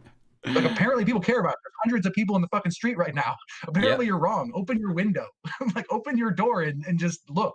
100%. And I would say that that's definitely a form of book worship Mm. that Mao, I think, opposed book worship. I think that's the biggest thing Mao points at, is he's like, there's, because obviously he wrote it about party officials, where he was like, these party officials are ignoring the people and looking at information, and the people are what we need to focus on. And now, of course, we could derive some information from that as Marxists to help lead our struggle or help lead our path. But to just focus on abstract numbers, or to focus on those things, is isolating yourself. And like I said, then it's more likely you're going to be wrong, Yep. because those things can be wrong. But if you go out and interact with the people aren't going their people are going to know what they care about. You Yes. know, it's like you said, the workers inherently, when you say, do you want, should you be making less money or more money with how hard you're working, workers are gonna be like, fucking more money. Fuck Like, yeah. it's inherent. Like, are you happy that you're exploited by your boss? They're like, no, fuck that. And if there's something for workers, it's an inherited and natural understanding, even when you don't understand um, capitalism, and you don't read Marx, you don't do these things. There's still an inherent understanding of, like, I'm being exploited, because people Yes. know when they're being fucked with. Of course. Absolutely. Absolutely. People know. We know it. Our class knows it. No doubt about it. No. I mean, maybe the bourgeoisie don't realize, but we fucking Yeah, know. We exactly. know when we're trying to pay our fucking bills, like when we can't pay the fucking electricity bills or the rent or whatever it might be, like we fucking know, you know. So, Yeah, yeah, and the absolutely. bourgeoisie Masculine. and the bourgeoisie know what's good for their interests too, and I think that that's Yeah. something that we They're aware of the um, class just struggle exactly, yeah. And in a it's different something I way. see people, like liberals, do this a lot, where they'll be like, oh, I mean, like, the state is just doesn't, it's just It's incapable of neutral, doing yeah. this thing, or it doesn't know how to do this thing, or it's just incompetent. It's like, no, the state's pretty fucking competent. Yep. Like, the state's doing what it wants to do, what its goal is, pretty well. It's just Fuck. that you assume that it has the same goal as you, and I don't know why you assume that. Well, bourgeois morality, I suppose. This idea that like we all just want to help each other, and we all just want peace and love, and we're all equal, and like this bourgeois idealism, you know, that kind of separates, that kind of metaphysically exists outside of class relations, material incentives, and relations of production and productive force. It just exists outside of those whole contradictions. I mean, but this is again bourgeois idealism, you know. So we can understand why people are so infected by this ideology, and the whole system is Yeah, set up to exactly. make people believe that, believe that there is no class struggle, that class struggle is a thing that happened in fucking like ancient Greece and ancient Rome between like slaves and slave owners, maybe to a Yeah. lesser extent under feudalism between like of course like serfs and landlords and stuff like that, maybe, maybe to a lesser extent under like the earlier days of capitalism, like in mercantilism or in industrial Mm. capitalism, maybe in the factories and stuff like that. But now, no, no, no, everything's okay now. We don't need to worry about class struggle now, and in the age of capitalist Exactly. Yeah. imperialism, we don't need to Right. worry about It's this like idealist, it's like this metaphysical, like postmodernist idea of like there's no, and I because I this has been, by the way, this has been the main discussion I've been having with some family members, because every time I talk to them they say this thing about like, oh no, the state, it's just, do you see how incompetent they are? And it getting over that hump is so hard, and I feel it. like Yeah. it's what you're talking about. There's this feeling of like I shouldn't be mad because it's just my perspective. Hmm. And if everybody was like, they think like it's utopianism to think that the Yeah. state would be doing the thing that it's doing on purpose. Like Yeah. it's like this weird perversion where they're like, no, I mean, from their perspective, I'm sure things are hard. Hmm. It's like, no, what the fuck are you talking about? Like, they're like, oh, poor Nancy Pelosi. Like, shut the fuck up. Like, Nancy Pelosi's a fucking millionaire. Those Like, poor she doesn't police care about officers. you. Why?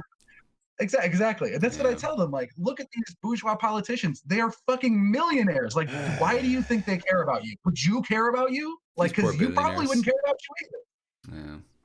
It's fucking And yeah, gross, so isn't that's it? the hump. It is, yeah. Yeah, this fucking like we like you look at like fucking I don't know if you still do this as well, but you probably look at someone like fucking Jeff Bezos or Bill Gates and you just think that they're kind of like these like lovable nerds. You don't think that they're like the fucking uh like ultra hierarchs of this Yeah, horrifically exploitative system. Like you don't think of them as the beneficiaries of this horrifically oppressive system that we've spent decades working to get towards, exactly. you don't really think of It's that. like, put it in like perspective of us, like the power that the working people have, the average working person. If you went out right now and went into someone's home and threw them out on the street, people would be like, you're a fucking asshole. Bill Gates Yeah. and Jeff Bezos could end homelessness any second they choose to. They could Yes. literally just decide to do it. And they decide not to do it. And that's not on accident. It's not like they just don't know they could do it. They fucking know they could do it. They don't want to do it. They have no Yes. interest in doing it. I and remember and I remember so I hearing think this I thing. agree with that. Well, I remember hearing this that maybe I think it's probably updated at this stage. But I think Jeff Bezos earns like something like over 50 grand, 50,000 US dollars per minute. Which just like Yeah, when you think about that, like that's just like mind-boggling. Like, and you did 60 that by 60 every hour, by 24 every day, by 7 every week, by etc. etc. All it's just an unbelievable amount of wealth. Like, and I think there's like all these like statistics when like they put that in context of like how they could house every single homeless person all over the world and still be billionaires. It's exactly. That's what just I'm saying. It wouldn't like it's not like they wild. would live in poverty. They don't No, need to be exactly. fucking saints. They still Like get they to keep just all need their shit. They get to keep all the shit that they have right now. Like they exactly. they're just not gonna have. They're not gonna get like fucking 50 grand per minute. For the rest of their lives, they'll be okay. They'll have an incredible billionaire, like literally the best, the number Yeah, one richest person in the entire world. Quality of life, they get to have that, and they can enjoy that. But we're gonna redistribute the rest, and we're gonna take the rest, and we're gonna use that and give that to the rest of the people, so that it doesn't continue and get worse and worse and worse. But that's not enough. They want to, it's there's this drive for infinite growth within the capitalist system, which within a planet of finite resources, which is fundamentally unsustainable, and we can't keep going in this direction. So exactly. It's a part of it. It's like hoarding. That's what I yeah. feel like a part of it is. Like they're Yeah, hoarding. that's right. It's And this kind of I like mean, nervous tick or something like that almost as a result of the capitalist system. I think in many ways it's very very much symptomatic of capitalism. I think even for the bourgeoisie, which is yeah. super fucked up. Anyway, come here to me. We went off for a good while on that question. There's been a question in the chat that I wanted to answer for a little while, which I think I might come to now. Skinny Fists, thank you very much. Skinny Fists question: I heard that the CPI is anti-socialist Republican, but also run the Patter O'Donnell Socialist Republican Forum. Can you talk through this contradiction. Yes, absolutely no problem. Again, I want to say I am just an individual. I do not represent the Connolly Youth Movement. This is just my own personal perspective, having been a member of the CPI, having been engaged with the Socialist Republican Forum, the Pat O'Donnell Socialist Republican Forum, and so on and so forth. So the Pat O'Donnell Socialist Republican Forum, to my knowledge, was set up by the Communist Party of Ireland, and it seems to be kind of a front organisation to sort of gather up socialist Republicans and pull them more towards Marxism-Leninism. Now, if you ask the average individual in the CPI, the average member of the CPI, the Communist Party of Ireland, whether or not they are socialist Republicans, they're probably going to say yes. They're probably going to say absolutely. We 100% stand in the tradition of James Connolly, of all of these people who have, like James Fitzgerald Lawler, all these people who have fought for an independent 32 county Socialist Republic of Ireland, and who were really anti-imperialist and all this good stuff. You know, the anti-colonial struggle that goes back to, you know, the United Irishmen, Wolfe Tone and Jimmy Hope and all these characters. And yeah, everybody stands in that tradition. However, at an organizational level of the CPI, there is a reluctance to embrace socialist republicanism because of other organizations who also embrace socialist republicanism, who don't have maybe as clear of an analysis of imperialism as certain members of the CPI might like that they would have. For example, there are many organizations that would take up the mantle of socialist republicanism, ranging from organizations like Sinn Féin, a centre-left social democratic organization. They claim to be Republican, but you know, we can make our criticisms there, or whatever.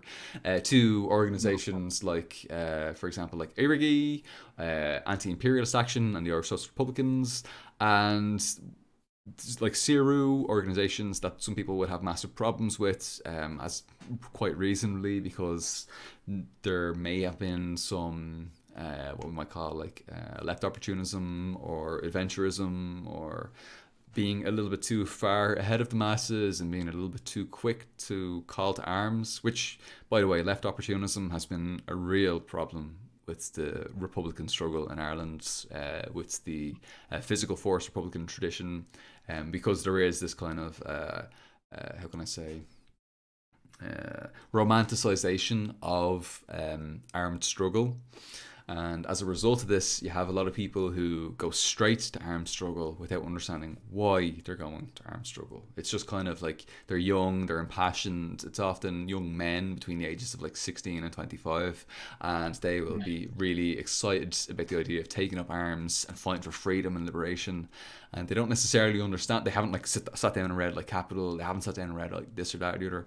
But they have this vague sense of wanting freedom and liberation, and so they take up arms and they just go for it straight away. So, in the eyes of certain people within the Communist Party of Ireland, who have quite high up positions, they would see socialist republicanism as, in some ways, a little bit of an opportunist position, which kind of sacrifices the overall goals of Marxism-Leninism as this class-based movement, which is really refined.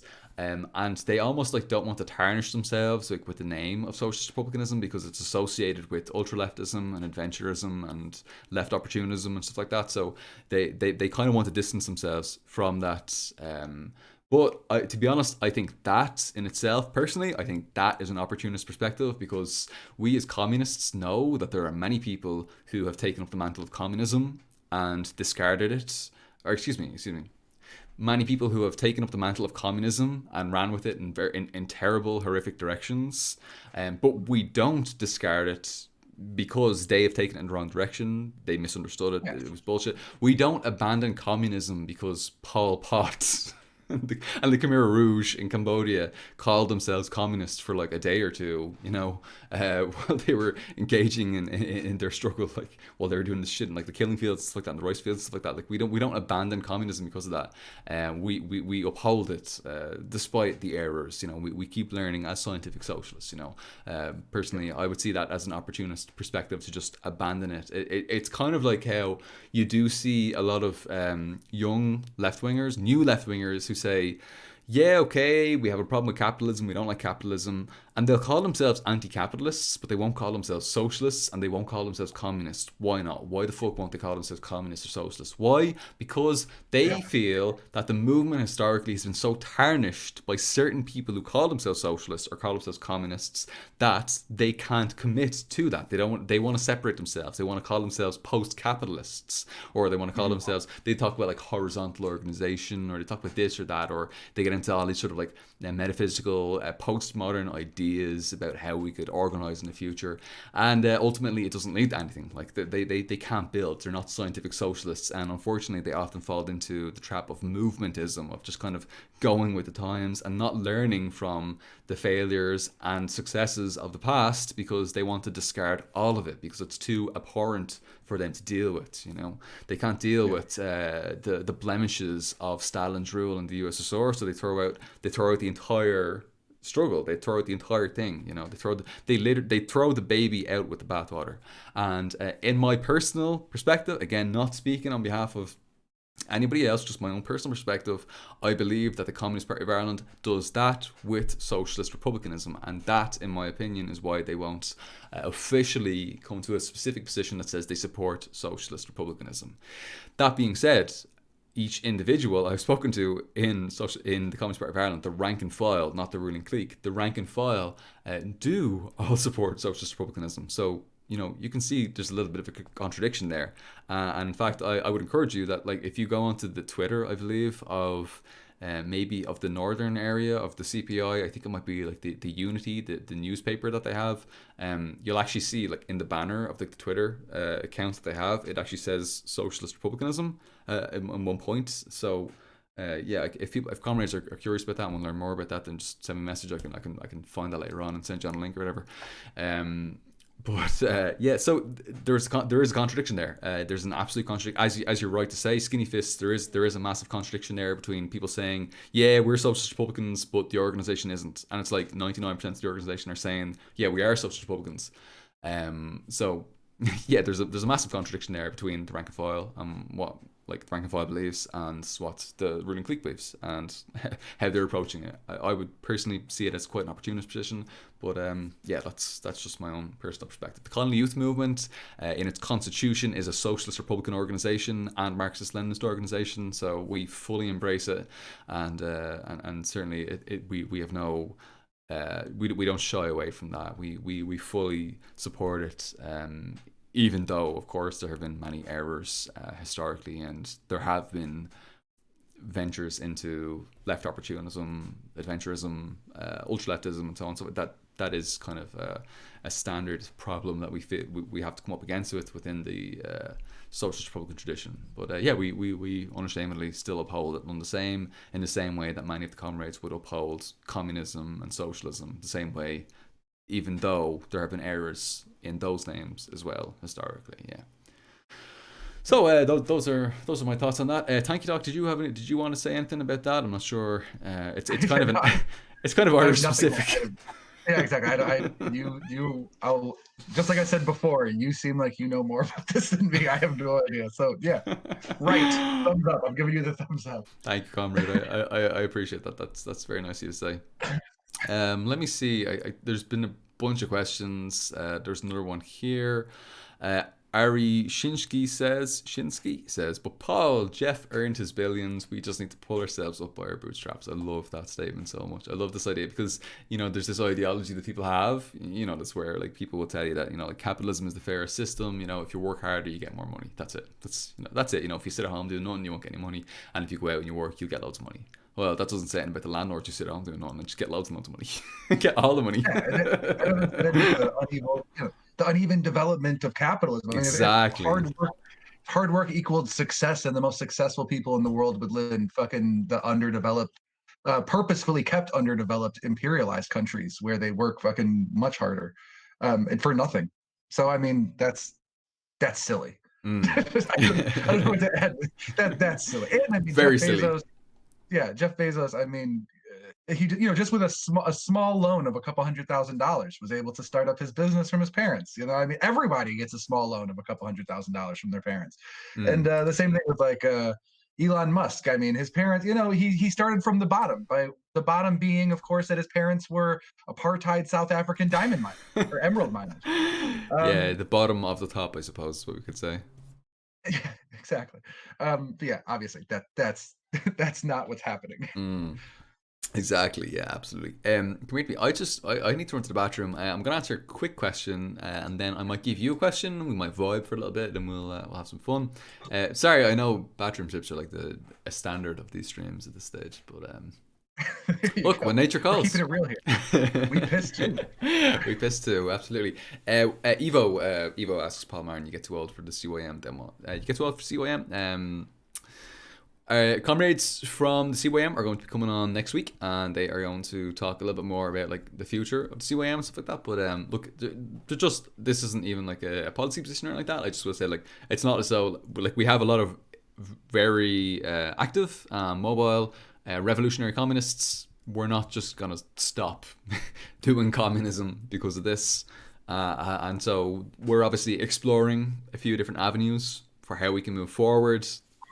And yeah, like we're gonna keep on pushing. We're not gonna stop fighting until we get a 32 county socialist republic of Ireland. So yeah, don't worry about that in the next probably coming months, next year or two. That's all gonna be sorted out. So yeah, we're still working on it right now, but we'll get there. So don't worry about it. Now here's a good question from one of the comrades for you, Tankie Talk. I'm gonna ask you this, and I'm gonna run off to the bathroom. If that's okay with you. Here's Yeah. a question. I haven't got the name of the comrade who asked this, but I think it was Mitchell something.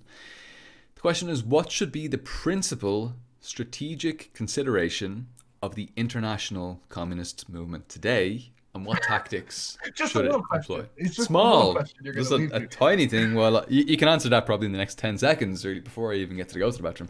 I'll probably have to give you a few questions to keep you busy. So Oh my okay, gosh. let me finish. Let Go ahead. me fully read it. What should be the principal strategic Okay. consideration of the international communist movement today, and what tactics should it employ to realize this aim? So big one there. Fighting imperialism, I suppose. I don't even know what the, No biggie. yeah, I mean, Lenin's struggle what's to against be done imperialism. steps in. Oh, Okay, come here. I'm gonna run to the bathroom. I'll be back in a exactly. moment. All Cheers, right. comrade. Back in a sec. Oh, yep. Okay. Comrades. This is such a hard fucking question. I mean,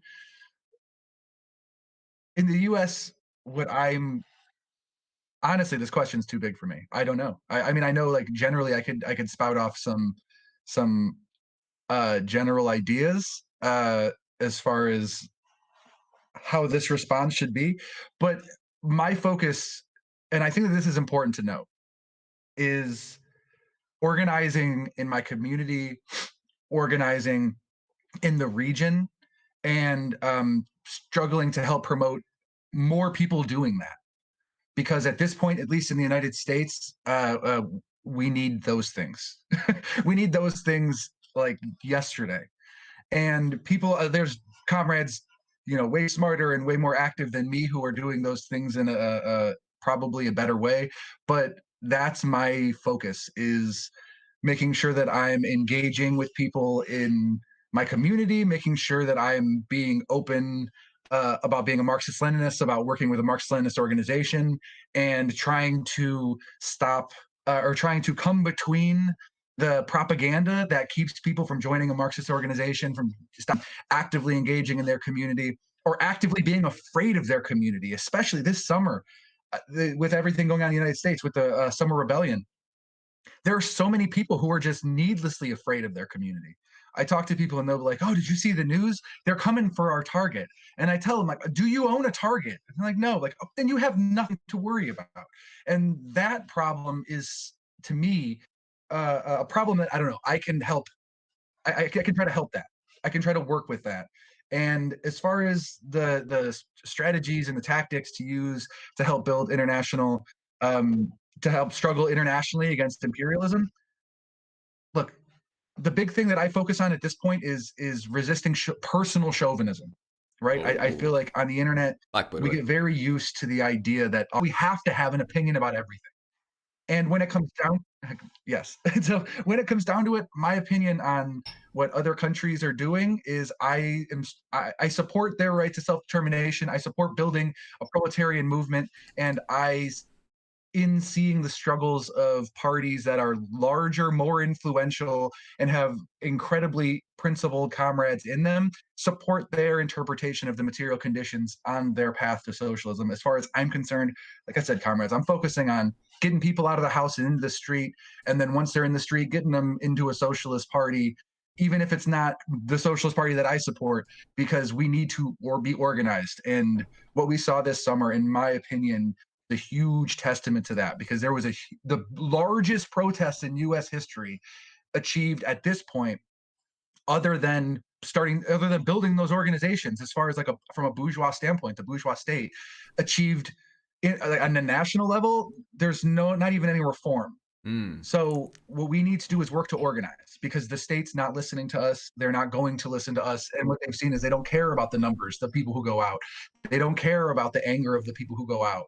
What They if? are doing, I mean, similar to what Stalin says in Foundations of Leninism. Sorry, what's that? What if they're a Trotskyist party? Do you support them then? Oh, so in the Can you hear me? what if they're a Trotskyist party? Yeah. Look, if they're out in the street, probably not. I'd probably recommend something else. But I mean, but similar to what Stalin said in Foundations of Leninism, when he's talking about one of the reasons Leninism exists,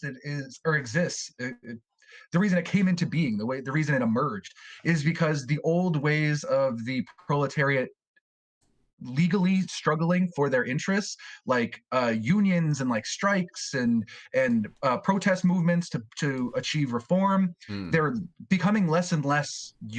They're achieving less and less. Not that you shouldn't join a union, not that you shouldn't strike, not that you shouldn't support these things, but the reason why we need to struggle as revolutionary socialists is because those ways of doing things they're not working. And the only way that's going to work is if we're organized as a community. So that's my focus. So as far as the international scope goes, I support comrades in every country doing that, and building socialism in the way that they see fit within the material conditions. And I'll leave the rest to comrades who are smarter and better versed on the international situation in individual countries. But as far as here goes, people need to get in the street, and then they need to get organized, because that's how we're going to move forward. Base. Absolutely base. There, I twisted the question, so I can't see the chat. I'm sure they're saying, "Oh, Tankie talk, you dodged the question," and that's true. That's okay. That is a fact. I wouldn't have noticed, so it's all good. So it's grand. We can we can move on to the next. We've got about like 20 million questions to get through, so we're probably gonna have to call it a day. I hope we can get through as many as possible. We'll get through what we can here. But yeah, so don't worry about it. We're probably gonna need to sidestep some of them if we don't have full concrete answers right at hand at the moment. Is a good question. That was so funny. You're like, comrade, I'm going to leave you with a question. I'm going to go to the bathroom. And you're like, so solve imperialism. Bye.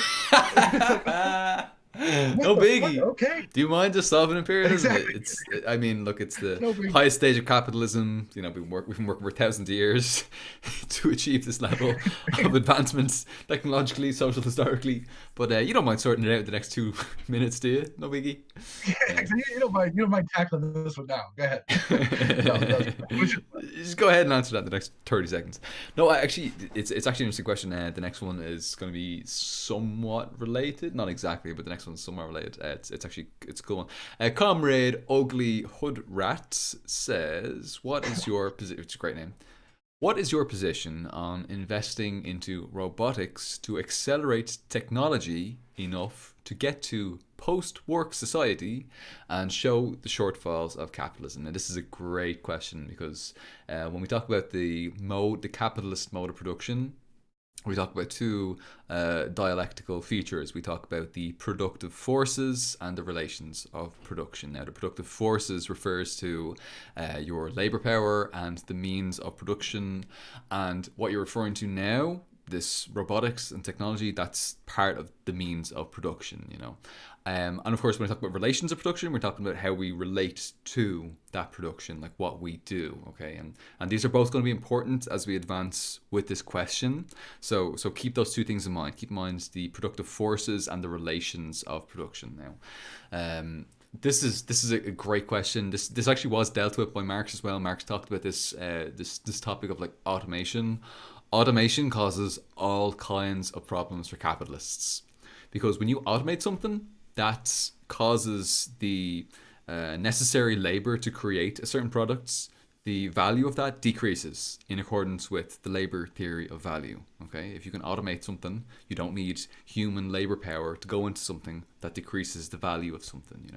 If you don't need a person to create a little handicraft, if you can mass produce them by machine, suddenly the price of those things reduces. Not that prices and value are the exact same thing, but under capitalist society, we kind of view them that way. But anyway, the intrinsic value of something actually decreases in correspondence with this. Now, this question is interesting because it kind of it's a really it's a big question. A lot of people ask this, and but it kind of assumes that we're not at a position already where the productive forces have developed enough to move beyond capitalism. But actually, we're already there. We're already at a position where we have enough to go around. The problem is not necessarily with production. The problem is more so with distribution. The problem is more in the relations of production rather than in the productive forces. There's this what they call like the productive forces theory, which is often leveled at like so-called Dengists, Deng Xiaoping theory people, who kind of really focus on this idea of you need to keep on developing the productive forces, and then I suppose magically one day like socialism and communism will kind of just spontaneously occur as a result of that. But we actually know that we need to change the relations of production. The relations of production are how we relate to production, and how do I relate to production? I am a worker, and that's how I relate to the productive process. How does a capitalist relate to it? As an owner. They're the bourgeoisie, okay? So there's a proletariat and the bourgeoisie. So you could have the same kind of forces of production right now, and we could be living in kind of a socialist society, and there'd be totally different relations of production within that, okay? We as workers, as the proletariat, are very much on the side of the productive forces. We want to advance those productive forces, and this is, I suppose, where the Deng Xiaoping theory comrades actually do get it right. Like, we are very much in favor of advancing these productive forces, of our own labor power, of the means of production, which includes things like raw materials and like automation, all that sort of stuff.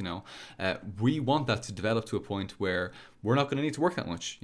Where we can relax and enjoy our lives, but under capitalism, within the relations of production that we're confined to right now, that's not really going to help us, because the owners of those automated machines, those robots that you talk about and stuff like that, they're still going to own the means of production, and they're going to just enjoy the benefits of this. If you go into McDonald's nowadays versus McDonald's 20 years ago, you'll see that they have like these boards which you input your order in. They used to be workers. They used to be people who would be there and take your orders. Now it's just these little boards that you just input what you want. This is the automation that we're seeing, and that's not owned by the workers. That's not owned by us. This is damaging us, right? This is harmful to us.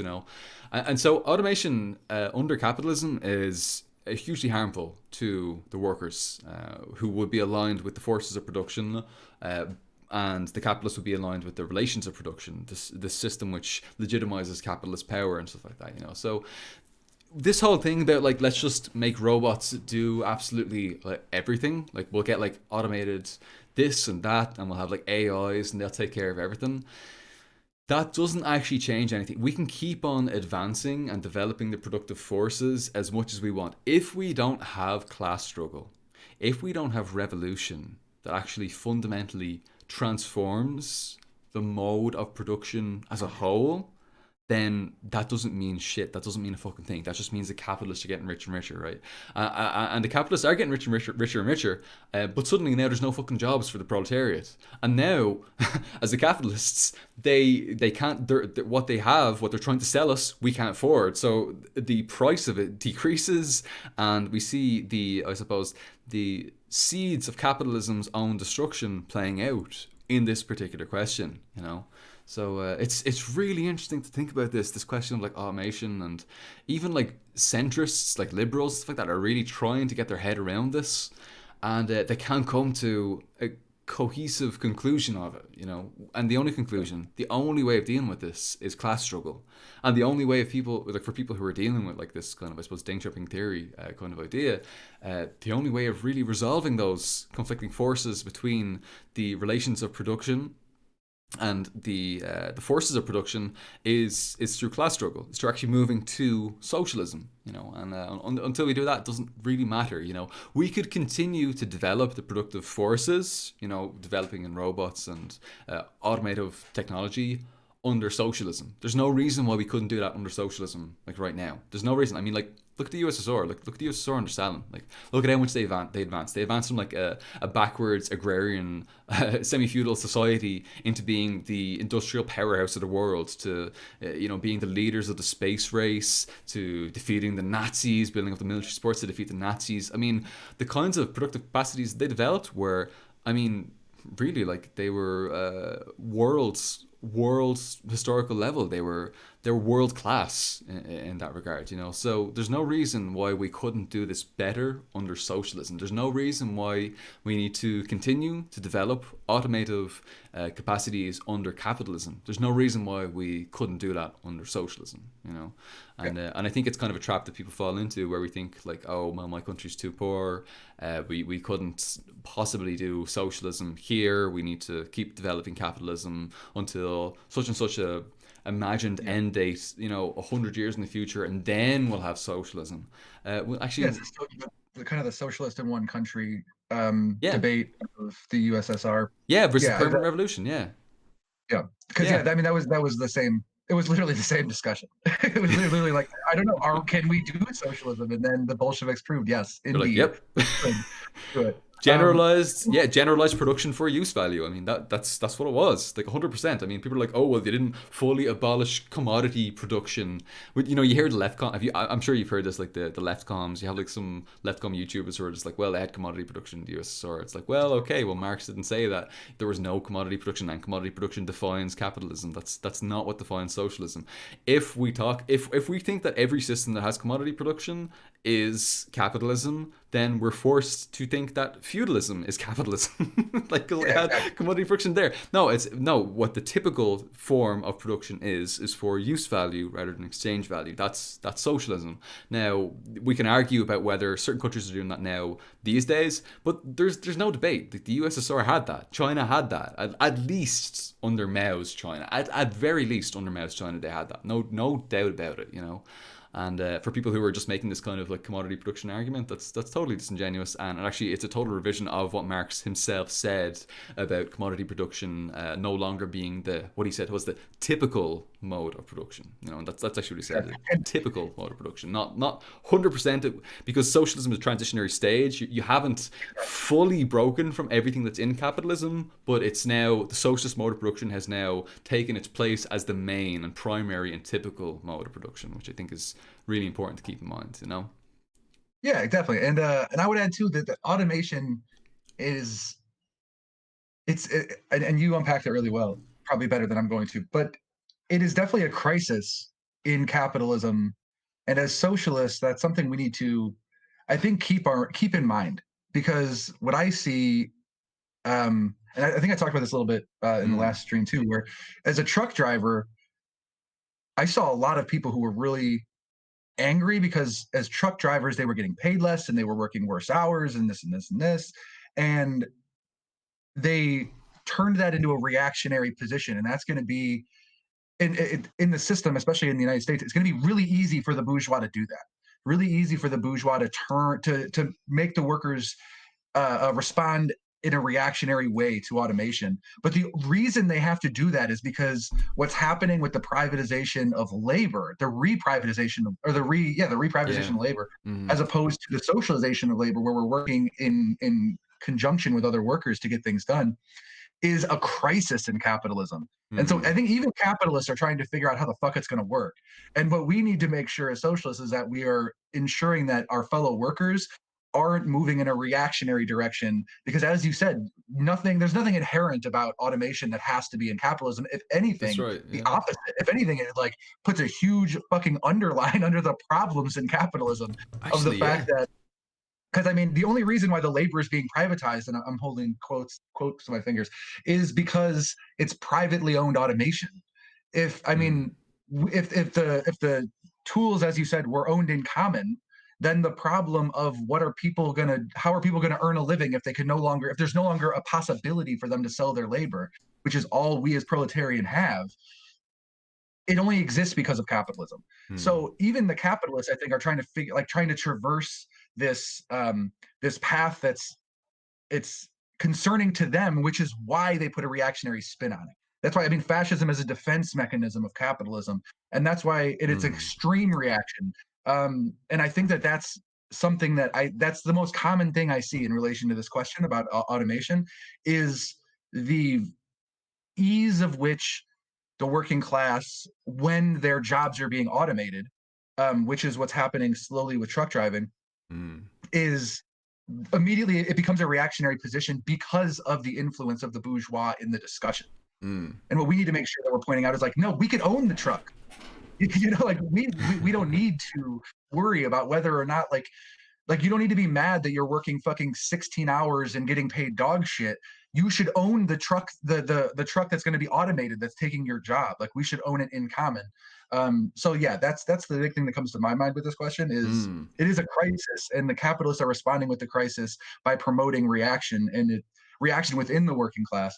And Yeah. we need to make sure that we are promoting the opposite. We need to make sure we're pushing it in a Marxist position, in a progressive position, Yeah. because it doesn't have to be. There's nothing inherent about automation that's negative, as long as you said, as long as as long as there's not uneven development. And that's, of course, the problem now, which makes something like Deng Xiaoping theory necessary, is the uneven development internationally and nationally in certain countries, and the ability to spread things, like spread wealth, raise the standard of living generally. And there's entire countries who, they're being robbed of that, and that's not natural. It's not like a natural occurring thing. Mm. That's on purpose. Just like the global south isn't naturally underdeveloped, they have been kept underdeveloped. That's right. Yeah. And that's important to keep in mind. Mm, yeah, I also I do want to acknowledge that I believe the pronunciation we always say Deng, and it sounds weird to pronounce it like correctly. I believe the correct pronunciation is like Deng Xiaoping, Really, but yeah, I didn't yeah. remember. Yeah, I know it sounds, because it's like Deng, but Yeah. we should probably acknowledge that the pronunciation is a little different. But it sounds weird to say like Deng Xiaoping. But anyway, yeah, that's just I just sound super Midwestern. That's why I'm gonna keep saying it like that. I'm gonna me emphasize too. it more. Yeah. Always like Deng Xiaoping, no doubt about it. Like I can't get away There from you it. go. But anyway, Deng Xiaoping theory. Thank you. yeah. Oh, that is important. I mispronounce things regularly, and then people That like, me too. it's Gramsci. I've been Hmm. saying Gramsci for fucking years. Nobody told me. Someone finally Gramsci, told yeah. me it was Gramsci, and I was like, I'm over here making an ass out of myself. Anyway, Oh, that's me every day on YouTube, so don't feel too bad about it.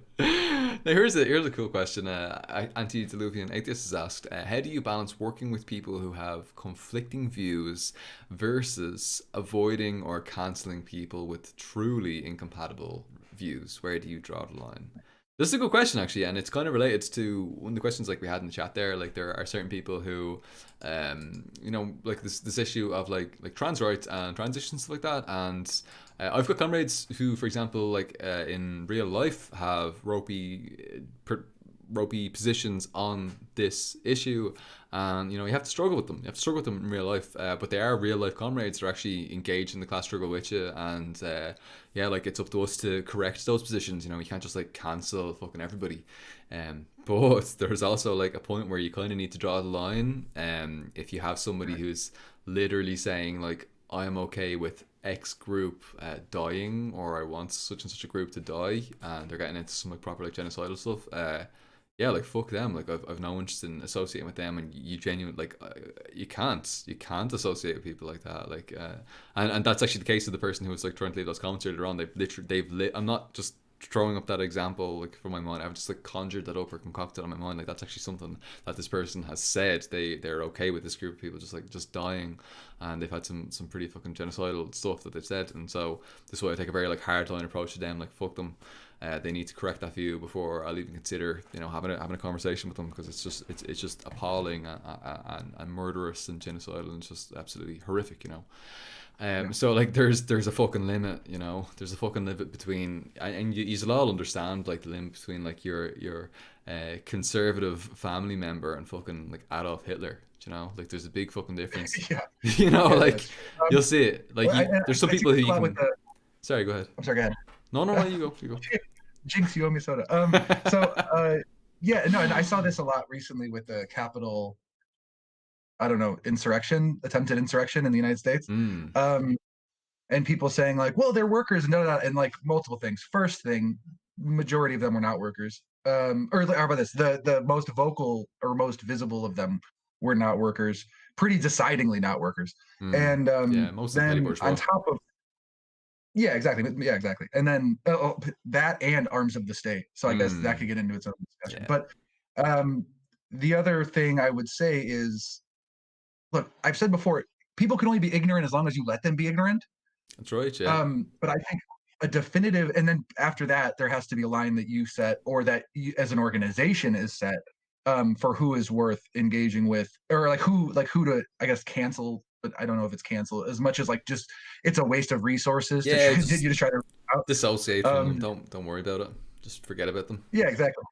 But then another thing that I think is important to point out with this is, if somebody is actively in a white supremacist organization, then you're probably fucking safe bet that they're not just ignorant. Yes, like they're actively organizing for reaction. They're doing it like they're doing it in an active way. It's not like they have an individual belief that is reactionary, that they are just that maybe they just don't know, right. And then you can explain it to them. They're exerting actual political power when they're on the political stage, exerting that opinion. It's very different from someone who just has a reactionary opinion that they keep to themselves, and they're reactionary on the weekend, and it doesn't. Maybe they make the odd comment or a shitty joke here and there, but like they're not actually. They don't have any position of political power, and they're not capable of exerting that, and that it changes things. Like when they have that political power, that really fucking changes things, whether they're part of an organization or they have a position like within the state or like whatever it might be. That really fucking changes things, and you need to draw the line there. And I've said this before about I'm not going to name any names, but people who I see online who are maybe relatively influential and accused at the very least of having some reactionary opinions, and then people will ask breadtube stuff. Oh, maybe. Yeah, exactly. And then people will ask me about it, and what I usually tell them is, look, as an individual, I hope they change their fucking mind, but unless they're organizing, I don't feel like it's worth my time. And people get into, like you said, like a drama fest. That's what people kind of want. As an individual, I don't let anyone around me espouse reactionary shit. And if you espouse reactionary shit, and anyone around me knows this, they expect, and they should expect, that I'm going to, in as aggressive way as possible, fight their reaction. Exactly. Combat liberalism. If somebody says some reaction, exactly, and I'm going to do that, and I'm not going to bite my tongue. Based. Now, and like, I don't know if that's that's not I'm not telling people to do that necessarily. I would recommend doing that, but whatever you're comfortable with as an individual. As far as organizations go, that's why it's important to be in an organization. Organizations can isolate individuals who are reactionary, or work as an organization to correct those reactionary stances. And like I said, as far as the individual discussion, like I said, no one can be ignorant unless you let them be ignorant, unless you're also ignorant. So if you know better, be vocal and be aggressive in calling out reactionary shit, and let people know, like, it offends me that you're reactionary. Like, yes, that's what I let people know. They're like, blah, blah, blah, blah. And I'm like, no, you don't get it. Like, you're talking shit about this person I know, and this person I know, and this person I know. And it becomes, if they said something reactionary about you, I would tell them to shut the fuck up. So I'm going to tell you to shut the fuck up. Yeah. And, and I let them know, like, that's my position. If you want to be around me, then you're gonna have to change, or you should expect you ever say some shit like this around me again, I'm not You're gonna gonna be be fucking challenged, friendly yeah. about it. Yeah, absolutely, God, absolutely. That's it. I mean, like, you shouldn't fucking like pacify yourself and like pretend like you don't have a contradictory point of view. Like, you need to be yeah, open and honest about it. Actually, the same comrade asked another question. Like, for example, Jyoti Brar of the CPGB ML is transphobic as fuck. What do we do with her? And the question is, like, we have to challenge Jyoti Brar on her ridiculous transphobic position.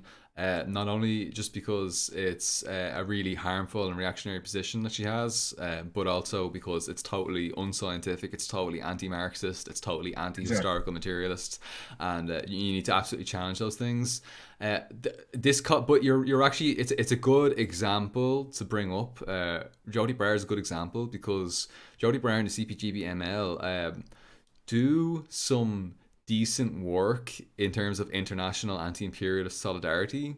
So it's kind of hard to fully discard them like as an organization when they're like given support. All these organizations all over the world, they, for example, they support like the Republican struggle in Ireland, the national liberation struggle. They support all this. So like it doesn't necessarily need to be like an all or nothing kind of thing. If you see people do have some like pretty good politics in this area or that area, it might be worth just doing some proper like line struggle with them. To my knowledge, Jyoti Brar hasn't gone to some ridiculous extreme level of like wanting LGBTQ plus comrades to not exist or anything like that. No, she, like, to my knowledge, it's just that she philosophically like disagrees with this or that or whatever. Like, so it's not quite as she's not You are like way literally more calling for. diplomatic than me. Well, the thing is, it's like she's not actually calling for like the deaths of anybody or anything like that. So No, whereas I no. know other people who are literally calling for the death of marginalized groups, and I think that that's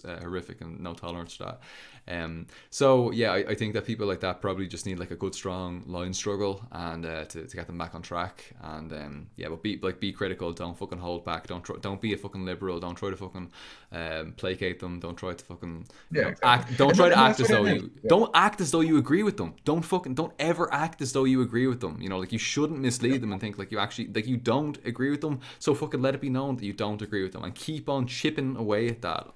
Until our position actually wins through and is proven correct. It'll take a long time, but like we'll get there. We got to keep on fighting for it. As communists, it's our duty. To the proletariat. Sorry, I didn't mean to cut you off.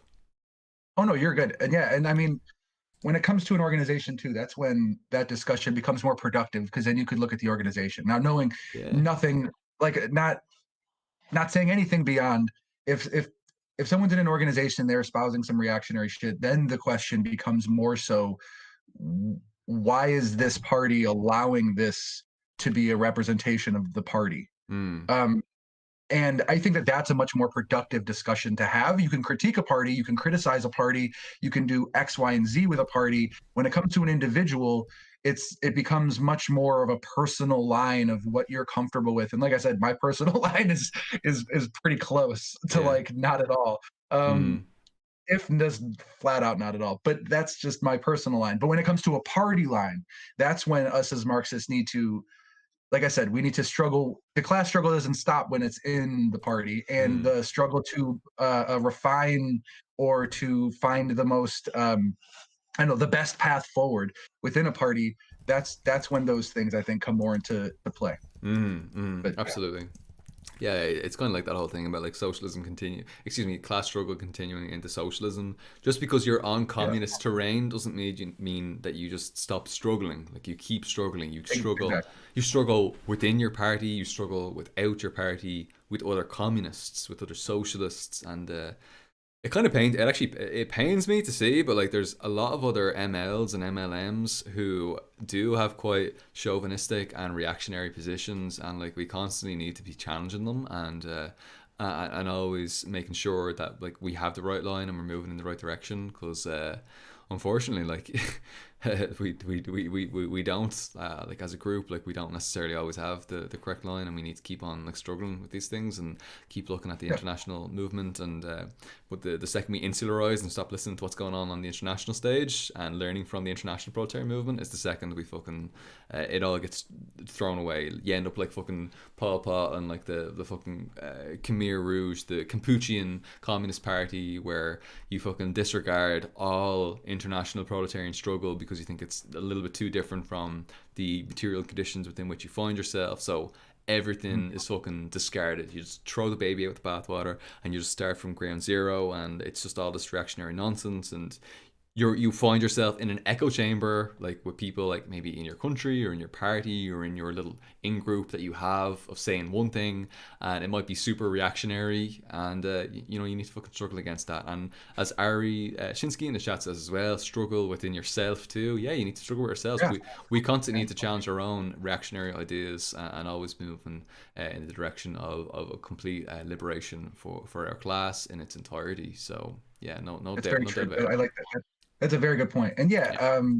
Yeah. because yeah, if you're not, especially in the West, and I would say, I mean, it's someone in the U.S., I could say definitely in the U.S., Mm. if you're not actively combating reactionary tendencies or liberalism generally, Mm. it's then you're playing into it just because that's what the hegemonic, that's what it is. And Mm. so you're going to be, if you're not actively picking it out and actively combating it internally, externally, etc., you're going to accidentally find yourself in it Yeah. because that's where the current's leading. What Mm. is the I forget, there's a quote, I forget who it's from, where they say there's no standing still on a train or something like that. Yeah. And that's really what it is. Like we live in a to say we live in a society, and it's moody. There is a current and there is a hegemonic force, and there is class struggle going on, and the dialectical method is going on.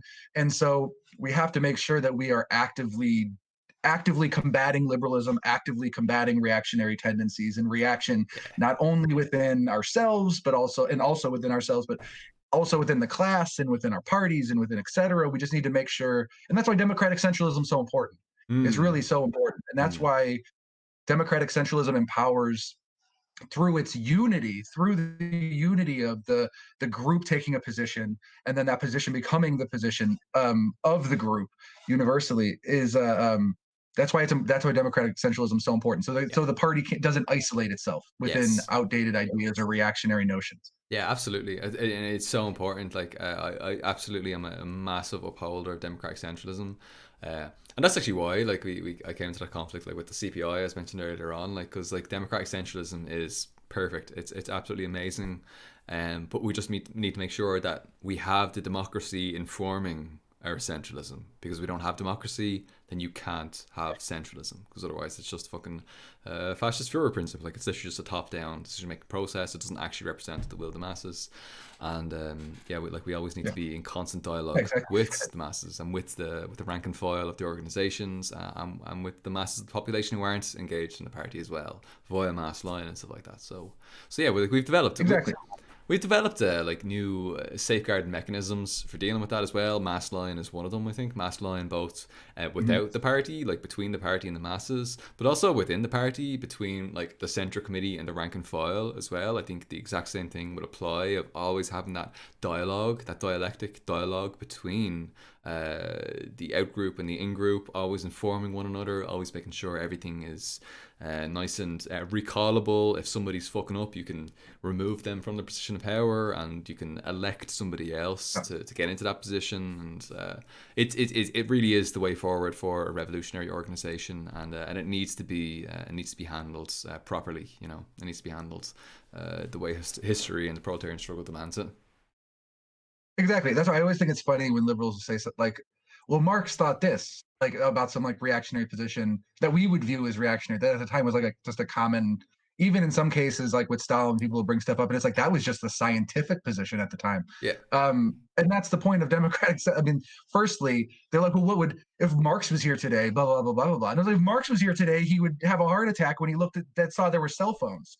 Like, I mean, Marx isn't here today. Even if Marx was here today, if he was in a Marxist-Leninist party, his individual position wouldn't be able to dictate the position of the party. So, I mean, That's and right. there would be a struggle with him against his reactionary positions.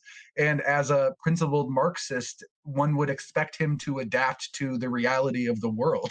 Hmm. And so yeah, that's why I think things like that are silly. They assume like this doctrinal position of Marxists as if they're going to be like, well, Marx said this, and they're like, oh well, shit. I guess if Marx said it, I Must guess be I have to true. be reactionary now. Yeah, exactly. And this is, I think, this is one of the really important things that we do as Marxists, and that is to recognize that not everything Marx said was scientific. Not everything Marx said was a scientific socialist position. You know, when we talk about Yeah, scientific socialism, we're talking about what Marx uncovered, which was historical materialism. That's what we're talking about. Like when we say yeah, Marxism, that's a shorthand for historical materialism and what spawned from historical materialism, you know. Not every single word that Marx wrote on a paper was meant to be taken or ever should be taken as dogma, because some of it was proven bullshit, you know. Some of it was proven to not be effective, some of it was proven wrong, you know. And there are countless yeah. examples we can get into. We can talk about, you know, Marx and Engels thinking that like revolution would happen first like in Europe in the most developed capitalist countries, and then it actually happening Mhm. in Russia and in China and all these places. Like they got things wrong. But that is a development of Yeah, scientific socialism, which we take on board. We don't just go back to like dogmatically reasserting Marx for the sake of it. No, that's book worship. That's the exact book worship that Mao warned against earlier on, and that we were talking about earlier on. And so we always need to push back against that. You know, yeah. it's It is. ridiculous. Exactly, and I like how we're circling around to a bunch of stuff. In theory, like I said, they're literally yelling at each other half the time through theory. They're in conversation with each other, and the point of scientific socialism is to disregard reactionary ideas, Yeah, disregard things that don't work, the throw them ruthless out, and vocally criticism throw them out. of all that Exactly, ruthless exists. criticism. Exactly, and so that's why I don't know when people say that it's like, well, if Marx was here today, blah blah blah blah. Like, well, if Marx was here Fuck today, Marx he'd today. probably say, yeah, like We move Marx beyond would that say that he shit. was wrong. And But that exactly, Marx said like himself, you any know, Marxist. if this is what Marxism is, then I'm not a Marxist. I mean, Marx said himself, like, you know, it's not dogma. It's never meant to be dogma. Yeah, He exactly. just discovered historical The whole materialism point is, and sorry, go ahead. yeah, exactly. Be principled and throw out shit that's bad and keep shit that's good. We're not fucking it's like Marxism. Like, I don't know, it's not a religion. Throw it. If it Exactly. doesn't work and it's wrong and it's etc. Like throw it the fuck away, Yeah, that's and right. then pick up something that works because that's the point is to work. It's actionable goals. It's not Exactly. ideological purity in some like Marx said it sense, like our book worship sense. Yeah, exactly. And this Yeah, is why actually I think it's sometimes more useful rather than just to call yourself like a Marxist, which kind of implies almost like in some instances, and to some people, might imply like a theological kind of worship of Karl Marx himself as an individual. You know, treating Marx as like a messiah, like a Jesus-like figure.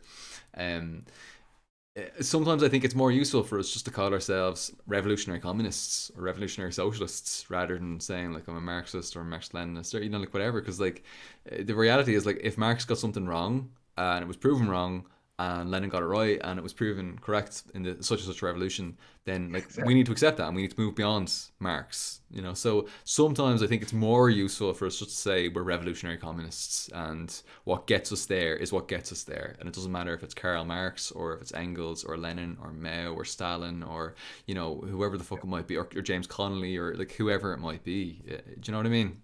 Yeah. Yeah, no, yeah, exactly. And I would say like it's also it shows like a liberal and maybe even like a new left Mm. misconception because like you were saying, it's a science. We're scientific socialists. Yeah. You wouldn't throw out fucking gravity because you found out Isaac Newton had a fucking reactionary position. Shitty take Like, oh no, Newton. like Gravity's Isaac cancelled. exactly, yeah. Like you wouldn't like, oh no, like Isaac Newton was a racist, which I don't know if that's true, but it probably is true. Yeah, there's some truth With to the it. time Yeah, that he lived, he was and statistically, he Darwin as probably was well. Darwin had some pretty yeah, fucked up shit as exactly, well. probably a So terrible racist. yeah, And you still keep the things that work because it's a science. It's yeah, not like it's a concept that is proven to be true. That's why Marxists can, we continue to be Marxists despite the fact, or we're socialists or we're communists, Hmm. despite the fact that we disagree with Marx on some things. That's okay. Absolutely. It's not like there's a fucking there's like I said this with organizing in person too. There's not a fucking bouncer when you say that you're a Marxist Leninist. There's not a bouncer who says, "Do you agree when Marx said this thing that culturally at the time people thought that is obviously wrong?" Oh my There, who's god. gonna fucking yell at you for throwing that away? Like, throw it away. It was wrong. Marx said some wrong shit. Of course, Marx said some wrong You shit. always see that. You always see some dickhead who's going to quote some passage. Marx said something racist or something shitty, and it's like, oh, will you support that? It's like, no, fuck that. That was fucked. You shouldn't have said that. Fuck that. Or Lenin said this, or Stalin said this, or like whatever. Just this individual moment, as though what we're doing as Marxist Leninists is this theological worship of Marx and Lenin themselves, as though that's what we're doing. But it's not what we're doing. It's not at all what we're doing. And actually, Yeah. as Ben Toth in the chat there says, Lenin disagreed with Marx, and yeah, Lenin was right to disagree with Marx. There were things that we needed to disagree with. It's actually it's false when people assume that as Marxist Leninists that means, because when we think about Marxism was the synthesis of really of Orthodox Marxism and Leninism together. And Stalin, of course, synthesized this and created this new ideology. But we also need to acknowledge that it wasn't just a combination of the full form of both of these ideologies. It was actually a discarding of what didn't work within Orthodox Marxism. They actually threw away things that really didn't work, and I think that's pretty important to keep in mind as well. Like there was within Leninism, within Marxism, Leninism in Yeah. particular, they'd thrown away the parts that were useless. He said, well, look, let's just do it. Let's do socialism in one country. Let's do it here right now. We don't necessarily need to have communism and permanent revolution. We don't need to have like communism and socialism happening in like Germany or in Britain or in France or whatever. We can do it outside of that. They threw that away, and so when we got to Marxism Leninism, we actually discarded some of the ineffectual positions. And that's what happens as scientific socialism develops. We discard the parts that don't work, and I think it's actually important that we recognize that like we aren't just dogmatically upholding every single word that each of these people are saying. That we are acknowledging that some parts of it didn't work and some parts really did work very, very well. And we're only keeping the parts that worked very, very well, and maybe either discarding or at least tinkering with and trying to transform the parts that didn't work very well. We're trying to improve them, and we're not going Yeah. to make the mistakes of the past, if that makes any sense. Exactly. Yeah. It's about, like I said, it's about securing the interests of the working class. Mm. in a, Yeah, exactly. and what that means, like at its most basic, I guess I'm cutting a whole lot out, but if it's that at its most basic, at its heart, that's what Marxism is how to achieve the interests of the working class and secure those interests. And how does that look? And how do we struggle to get there? Mm. That's the discussion, and that's what all the socialist theorists are fucking talking about. Mm. That's literally it. They're just talking about like, how do we get there? What does that mean, and what does Exactly. it look like when we get there? And yeah, but I'm gonna change the subject a little bit. But on the Sure, yeah, topic go of ahead. them waiting for Germany, poor Lenin. Reading some of Lenin's writing before that, he was pretty sure Germany was like right there with him. And Yeah. then fucking just for Germany to go as far in the opposite direction and for that not to happen, as an individual, I'm sure Lenin was unhappy with that. And I Yeah, can yeah. imagine that being. I was thinking about that the other day. I read something he said about Germany and how backwards Russia was in comparison to Germany and how close they were in comparison, how close Mm. Germany was in comparison to Russia to a socialist revolution. And that must have been a fucking hard hit. Hard hit To for be everyone like, involved. fuck. Fuck them. And let's not even bring up Rosa. Yeah. Yeah, exactly. Yeah. Oh, Yeah. fuck. The Spartacus League. Yeah. That would have Oh, been Jesus. I mean, just as a little side note, because I was just thinking about that. I was reading about it the other day and I was like, man, that would suck. It would be like, I don't know. I can't even think of a modern comparison, but and for him, it was like his friends too. Like he had spent a lot of time in Germany. So it would be like, I don't know, one of us our friend in another country who's like real, they're like really making moves with organizing, and you're like, they're gonna fucking do it, and then to have it not work, and then eventually to have people Oh, killed and counter no. revolution, I would be like, holy fuck, that's sad. Could you imagine if Bernie Sanders killed your communist mate? Like he killed your communist friend? Could you imagine the Social Democrats came Right? for the communists? Could you just imagine how betrayed you would feel? Fucking hell. Yeah, and especially at the time, I mean, because you're talking at the time where social democracy, it was revisionist, and obviously the Bolsheviks resisted it, but Yeah. at the time, it was still kind of thought like social democracy was like It's an option. a Like brother maybe it'll to work. socialism. Yeah, Yeah. yeah, exactly. It was like it was like your cousin, Yeah. where you're like, I don't like, we're not the same person, but I love my cousin. I hope they achieve what they were shooting for. Yeah. And Yeah. then to have that backfire the way it did, holy fuck, my cousin's a piece of shit. Hmm. Fucking hell. Yeah. Yeah, I mean, like that's one thing that people like take for granted nowadays when they hear the term social democracy, because social democracy has kind of become a very, very different thing to what it was once. You know, social democracy, Yeah, like the social in social democracy used to mean socialists. You know, exactly. it literally that was the adjective form of the noun socialist. You know, and unfortunately, it originally had this sort of trajectory where it was like, okay, well, we can just achieve socialism and eventually communism through bourgeois Yeah, parliamentary reform. means, Yeah, peaceful reformist means. Uh, but now it's basically it's become the left wing of capitalism. You know, it's become its own thing. It's not actually socialism. It's just bourgeois democracy, but with healthcare and with maybe some free education or like whatever it might be. But ultimately, it's still this imperialistically minded system, and it doesn't actually deal with the contradictions of capitalism. Really, it doesn't deal with the requirement of capitalism for yeah. infinite growth on a planet of finite resources. It doesn't handle any of those contradictions, So, but nowadays we kind of recognize that social democrats are basically just like centrists or center left at most, center right at Yeah. worst. But at Or that sheep. time, I mean, it's kind of like what Gramsci said with the Communist Party of Italy, how they were, like I said, the role social democrats play, at least in the United States specifically, I'll say this, mm, is they this act as a way to defang revolutionary movements or yeah, crises in capitalism. And yeah, and like you said, that's so far from originally what the original concept of social democracy was. But at the same time, the reason it evolved in that way is because of the inherent contradictions within that revision to Marxism yeah, of being like, no, that we could take out the revolutionary fervor, take out most of the class struggle, and we can make friendly, or we can get there through, these nonviolent reforms of parliamentary reforms, and eventually we'll just vote communism in. yep. Um, and those contradictions led to a place where if you ask the average person, do you think, maybe not in the US actually, but if you ask the average person maybe in the world and you said, do you think, social democracy and socialism are the same? They would be like, hell no, of course not. Yeah, at this stage, yeah, absolutely, absolutely, yeah. I wish they were. I wish. Yeah, no, and exactly. And I if wish that would social have democrats worked, were. if social democrats, if Bernstein, if like that would have Oh, ended up imagine. being, if that would have ended up working, good for them. I honestly, You I know? would be so happy. We'd be chilling communism right now, and we could just vibe, and like we could just be wrong in communism, and that'd be grand. Like I would be happier Exactly. being wrong in communism than being right in capitalism, which is where we are right now. That's exactly great, exactly.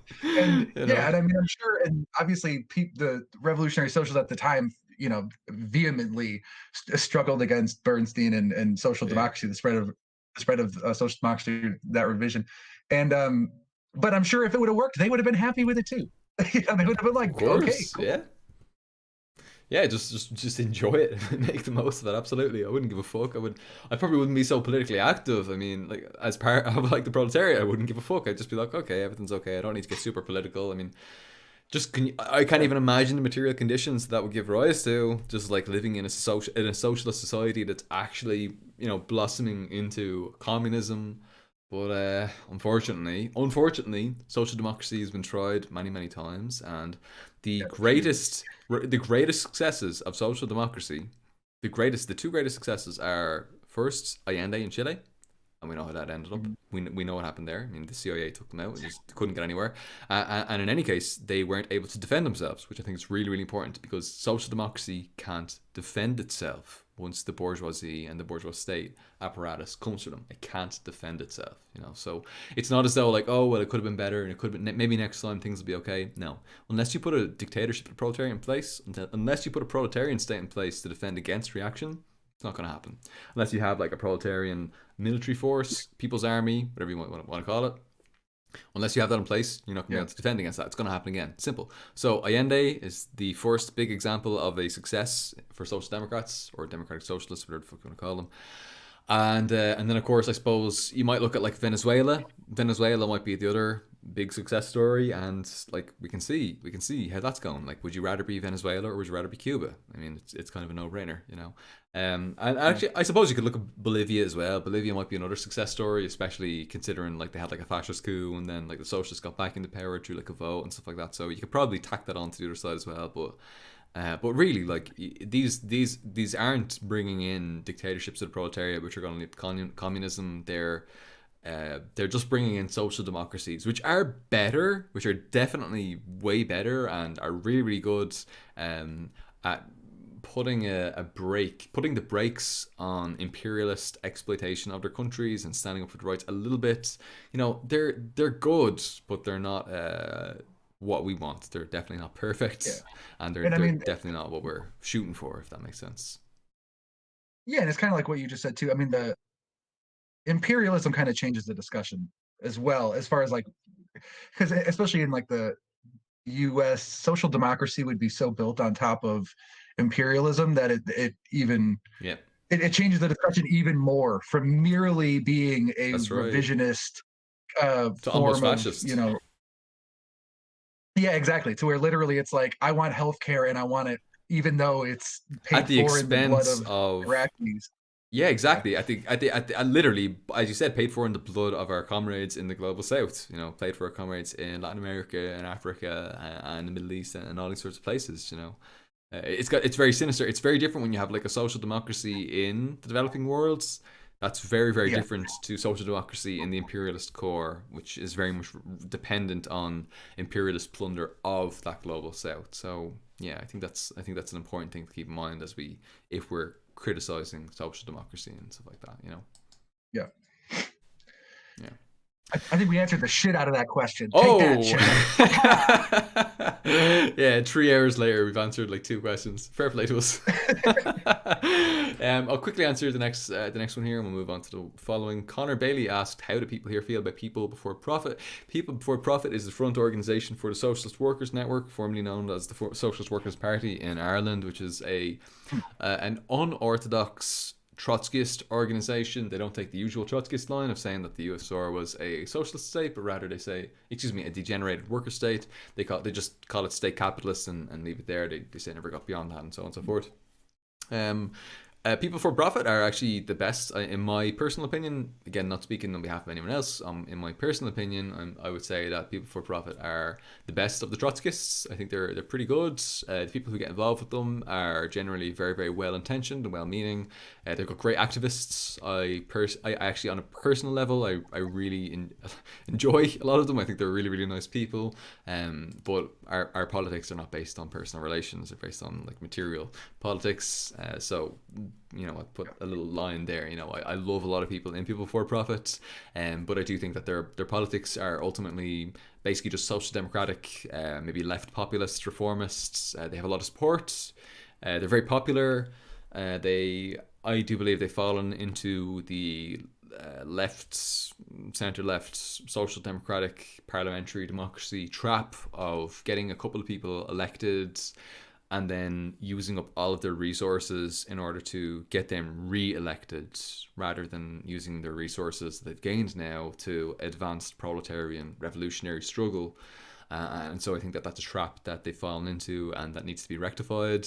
But I honestly, aside from that, I mean, that's the standard kind of bourgeois parliamentarianism problem that we see all across the world, that many communist parties, whether they're Trotskyist or Marxist-Leninist or some Maoist parties, or at least ostensibly Maoist parties, have fallen into it. I'm kind of thinking like Nepal at the moment. But there are many communist organizations who have fallen into that trap, and I think it's definitely a trap that you need to sort of shake yourself loose from and get back on the revolutionary path. So that's what I would say to the comrades and people for profit. Get back onto the revolutionary path, because there's some pretty good potential there, and sort out those issues, deal with the internal contradictions that are there. And I say that from a comradely position, because I think there's a lot of really, really good stuff there to be excited about there, despite the fact that they are Trotskyists. Despite that. Yeah, great. Skinny Fist Q asks, ex-Workers' Party member who left because they had dodgy views on queer issues, so it's said here. Is CYM going to form a new communist party? I'm not able to speak on behalf of the CYM. It's not my position. I'm not an elected representative of the CYM, so I'm not in a position to speak on behalf of the CYM or to divulge plans on behalf of the CYM, but I'm sure you can imagine as yourself, as I mentioned earlier, we have a bunch of revolutionary communists who are very much interested in continuing their activism. So as you can imagine, we need to continue our activism, and we're going to need to explore the various possible pathways that are ahead of us, or in front of us, to continue our revolutionary communist activity. And so, yeah, we'll have to look at everything that's available, and there'll probably be some sort of announcement about that in the coming weeks or months ahead. Definitely in the next year or two, anyway. If not in the next day or two, So yeah, we'll do that. Yeah. ADR asks, ADR Palmer and Q, what example of communist organizations do you think are currently doing a good job in Europe? I think the KKE are absolutely brilliant. They're doing great revolutionary communist work. I totally disagree with their LGBTQ plus issue or position on LGBTQ plus issues, but I think they're doing really, really good proletarian revolutionary struggles and class struggles, and they're doing great organizing, and I really, really support them. Aside from that, and I think that's an issue again that needs to be line struggled on, and we need to correct, and that's up to comrades all over the world to help the comrades return to the correct position on this particular topic. So yeah, I'd say the KKE are a really, really good example of a good revolutionary communist organization that people could look to within Europe. So yeah, our comrades in Greece have a lot of support from us, and a lot of comrades as well in the CYM would look up to our comrades there in Greece. Did you have any thoughts on that, or any examples of communist organizations that you wanted to maybe speak about that you think are doing a good job? No, I agree with the KKE. They're doing big things. Good, and I'm standing there with them. Good for them. Yeah, no, in the U.S. we're all struggling, and like I said, I've said this before. As long as you're out and you're organizing and you're working and you're actively trying to build organization within the working class, then I think you're doing great at this point. As long as I mean, with some exceptions, obviously, more reactionary exceptions, but no, I mean, I have nothing to add beyond that. I don't know much, honestly, about what's going on in Europe other than Greece, because I read some about Greece, so that's good. Good. Very good. Thank you very much. Oh, by the way, one of the comrades in the chat there, Dai Tolzern, asked, and it's been asked a couple of times. I don't have a big long answer about it, so I'll just answer it real quickly before we move on ahead. Dai Tolzern says, Paul Marin, what's your position on Alexander Dugin and for positionism? I think it's repurposed fascism. I think it's bollocks. I think it's a load of shite. I don't have any time for it at all. I haven't actually read. Now this is, I suppose, this is where the Mao no investigation, no right to speak comes in. I have done a little bit of investigation about Dugin. He's very much Nazboli, very much into this kind of nationalist kind of stuff. Very much a bourgeois nationalism, not a proletarian nationalism at all. I think he would fundamentally mislead the communist movement. He would fundamentally mislead the proletariats. He would mislead us against liberation. I don't think he will help us get to communism at all. His current ideology seems to be very much one that upholds Russia.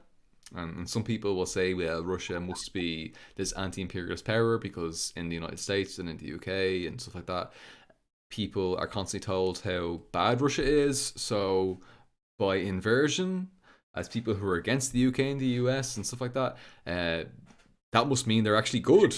Like Russia are actually the good guys, and Putin must actually basically be Stalin, and everything's cool, and full communism is on its way, and our boy Putin is going to ensure it, which I think is actually is a very naive position, unfortunately. When you look at Putin is very much just a representative of the national bourgeoisie within Russia.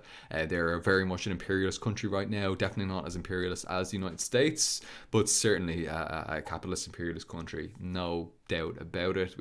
There's no question they satisfy every single one of Lenin's 5 criteria for imperialism. In imperialism, the high stage capitalism, and the ideology that Alexander Dugin puts forward is very much one that legitimizes and justifies the positions of Putin. And to be honest, even if you were like a right winger, I would say that probably Alexander Dugin would probably be considered some kind of opportunist, in that he's very much just upholding and bolstering the power structures that are in place already, and likely sort of in pursuit and in support of the material benefits that will come with that, getting support and able to speak at such a function and getting paid for that, and the various benefits that will come with that and stuff like that. So yeah, fuck Dugin. Dugan's a clown. I absolutely have no support for him. He's a reactionary, and I don't think that anyone should associate with him as well. I don't appreciate comrades like sitting at a round table with Dugin. I think that there's that old saying where, like, if there's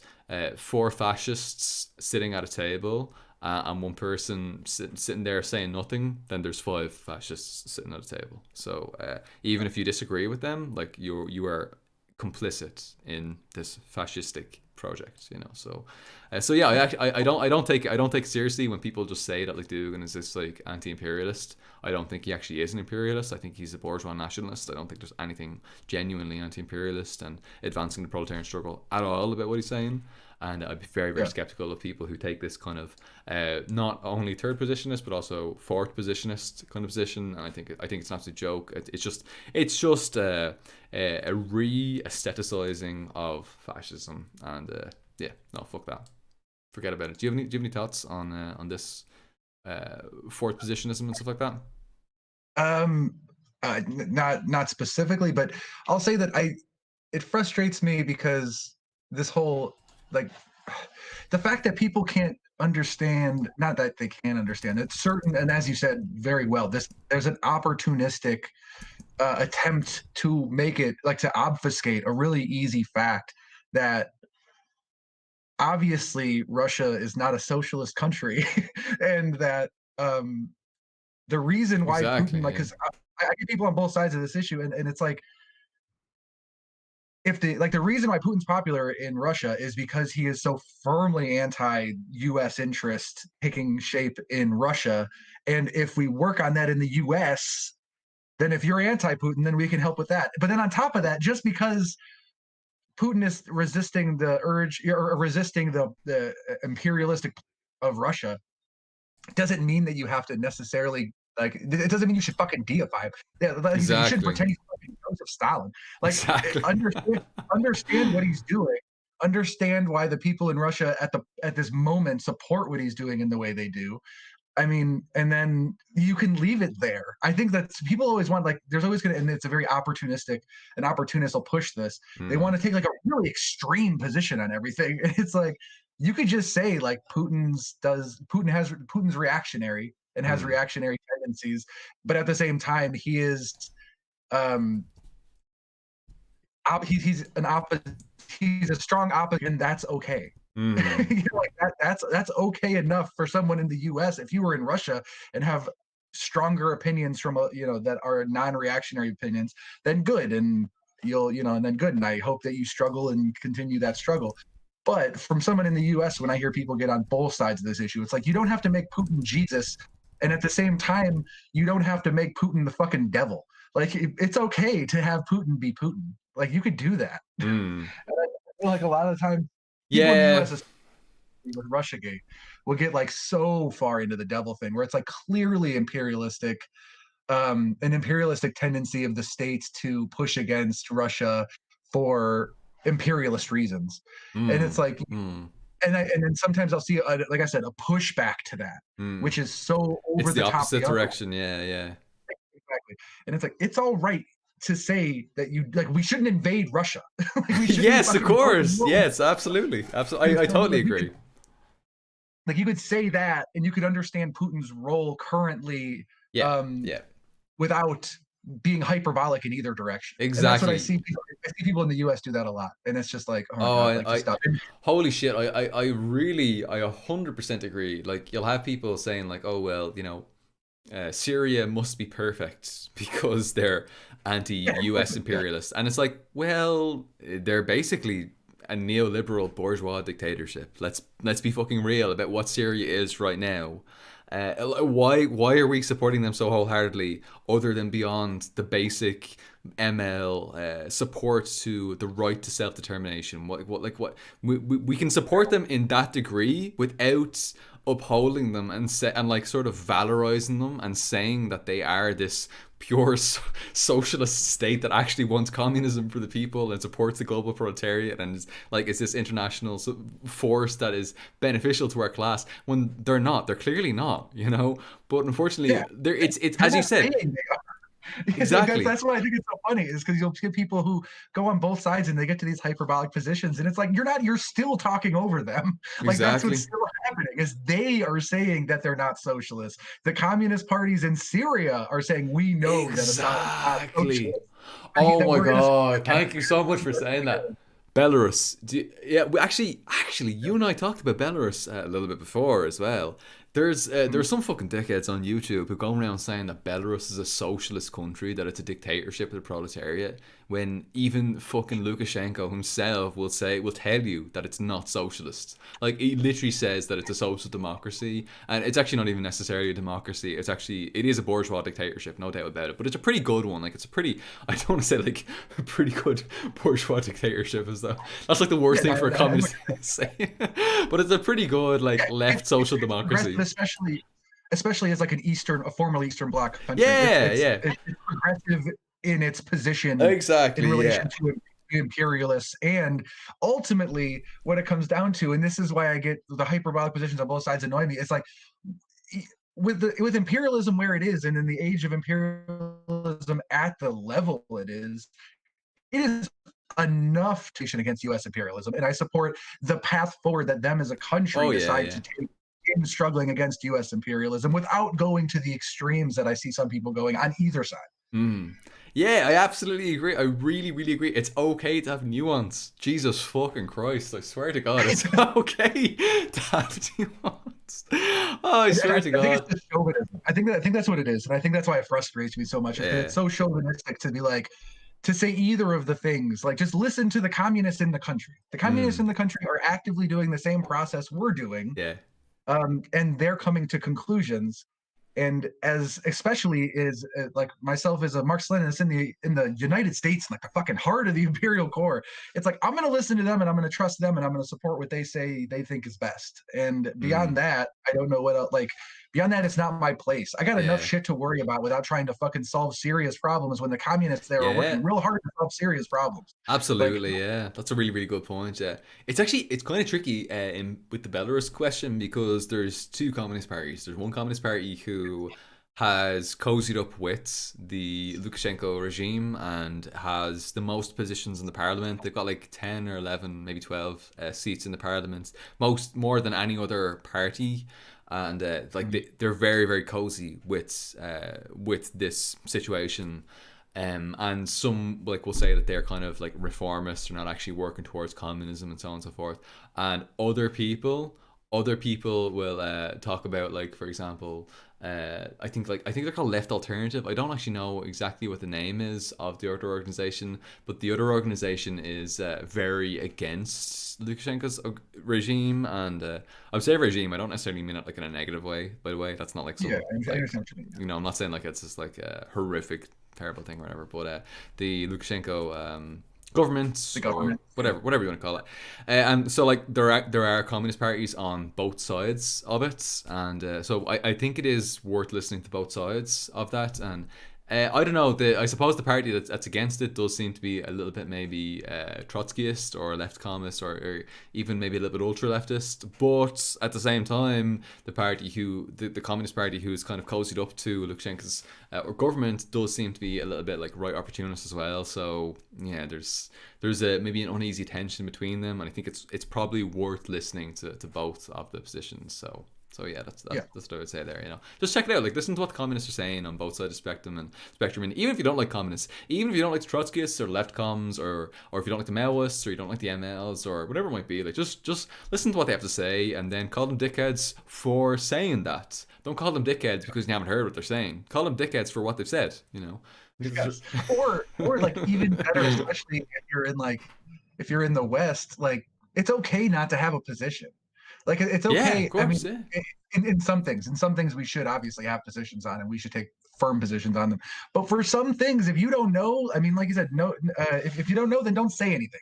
Then just leave it to people who research and spend extensive amount of time learning about the situation, or like we said, listen to the fucking communists who live there, like who absolutely. are experiencing the material conditions and trying to interpret them in a way to help promote the proletarian's interest. Absolutely. I feel like a lot of the time people, and like I said, I think this isn't it's not just obviously chauvinism predates the internet, but I feel like the internet promotes it a little bit in the fact that on the internet we all function kind of as these like individual islands that float around these different websites and etc. And it's okay not to have a position sometimes. It's okay to just be like, I don't know. Like, I have no fucking idea. Well, that's the fucking thing. Like we talked earlier on about like book worship and like Mao's book worship. The whole thing is like no research, no right to speak. Just don't fucking speak. Don't speak on if you haven't researched, if you haven't looked into it. Just don't say anything. It's fine. Just say like, sorry, I haven't actually really looked into this particular issue, and maybe another time I'll be able to speak on it, but right now I'm not able to. That's fine. It's, of course, that's complicated because on YouTube, there are all these algorithmic incentives for us to have a hot take and a spicy take on every single issue, which actually I've seen kind of playing out quite recently. Which is, by the way, actually this is quite interesting. You might appreciate this. You might find this interesting. I found quite recently another left winger on YouTube, not a Marxist Leninist, but another left winger on YouTube. Recently, I saw them like attacking another left winger of the same tendency of them. Again, not anyone else.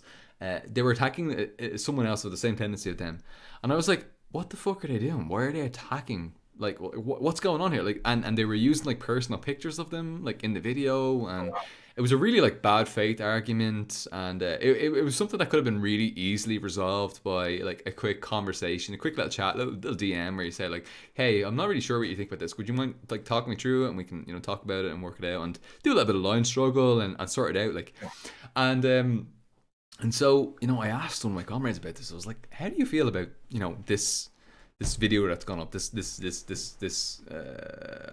thing that's happened?" Let's just say, I want to keep it kind of vague. I don't want to indemnify anybody or anything like that. So how do you feel about this? And he just sent me like a little picture of like the views of each of their videos, and the videos that weren't dealing with this kind of bullshit, gossipy, he said, she said nonsense.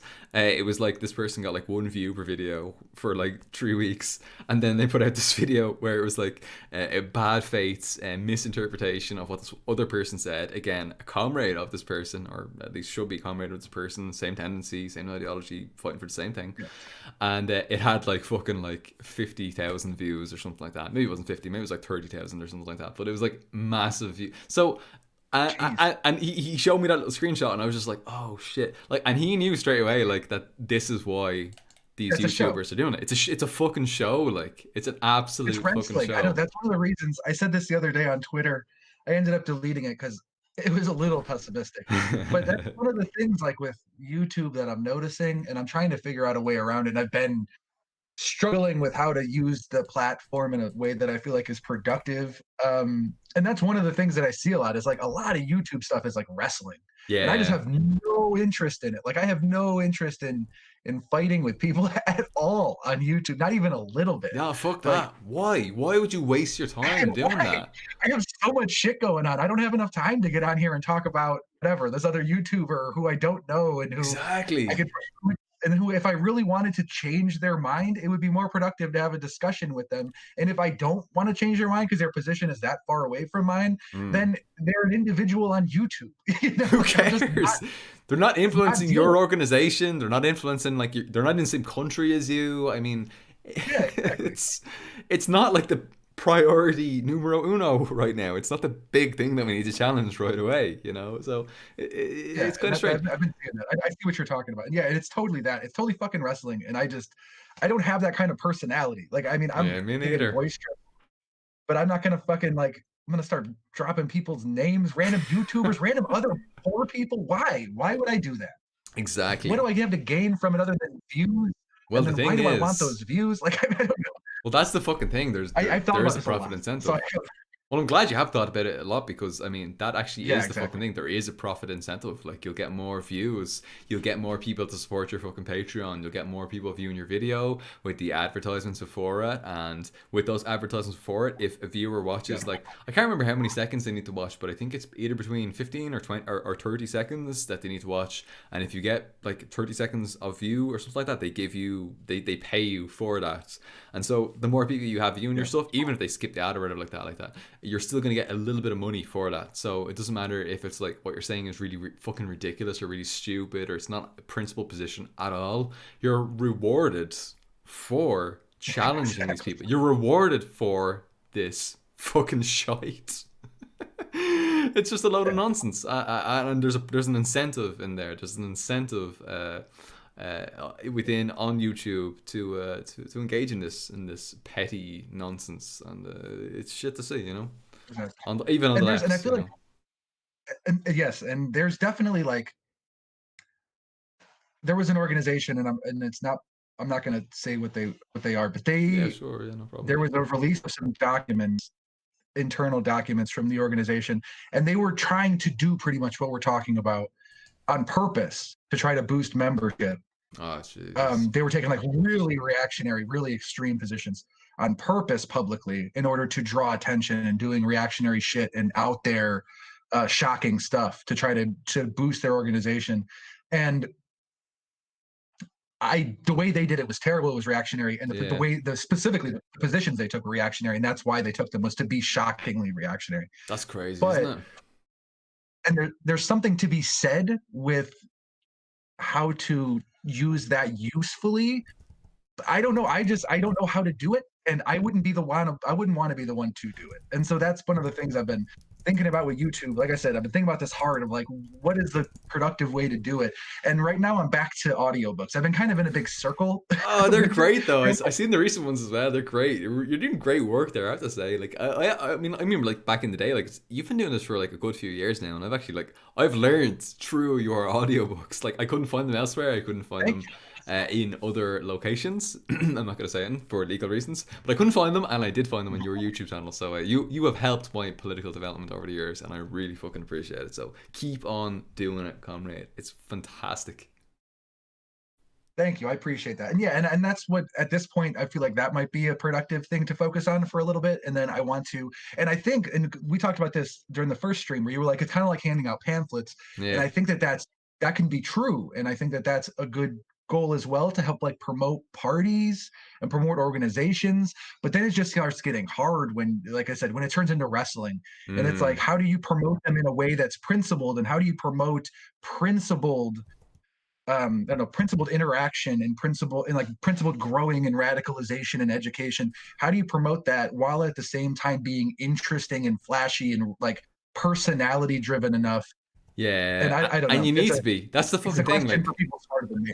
I hate that thing. Like, you have to have like some fucking personality. Like, there's like you'll see this as well. Like when you talk to like fucking like oh my god, you can be like the most knowledgeable comrade in the world. You can know everything about everything, but it doesn't fucking matter if you don't have a personality, a strong, YouTube personality for presenting it on YouTube.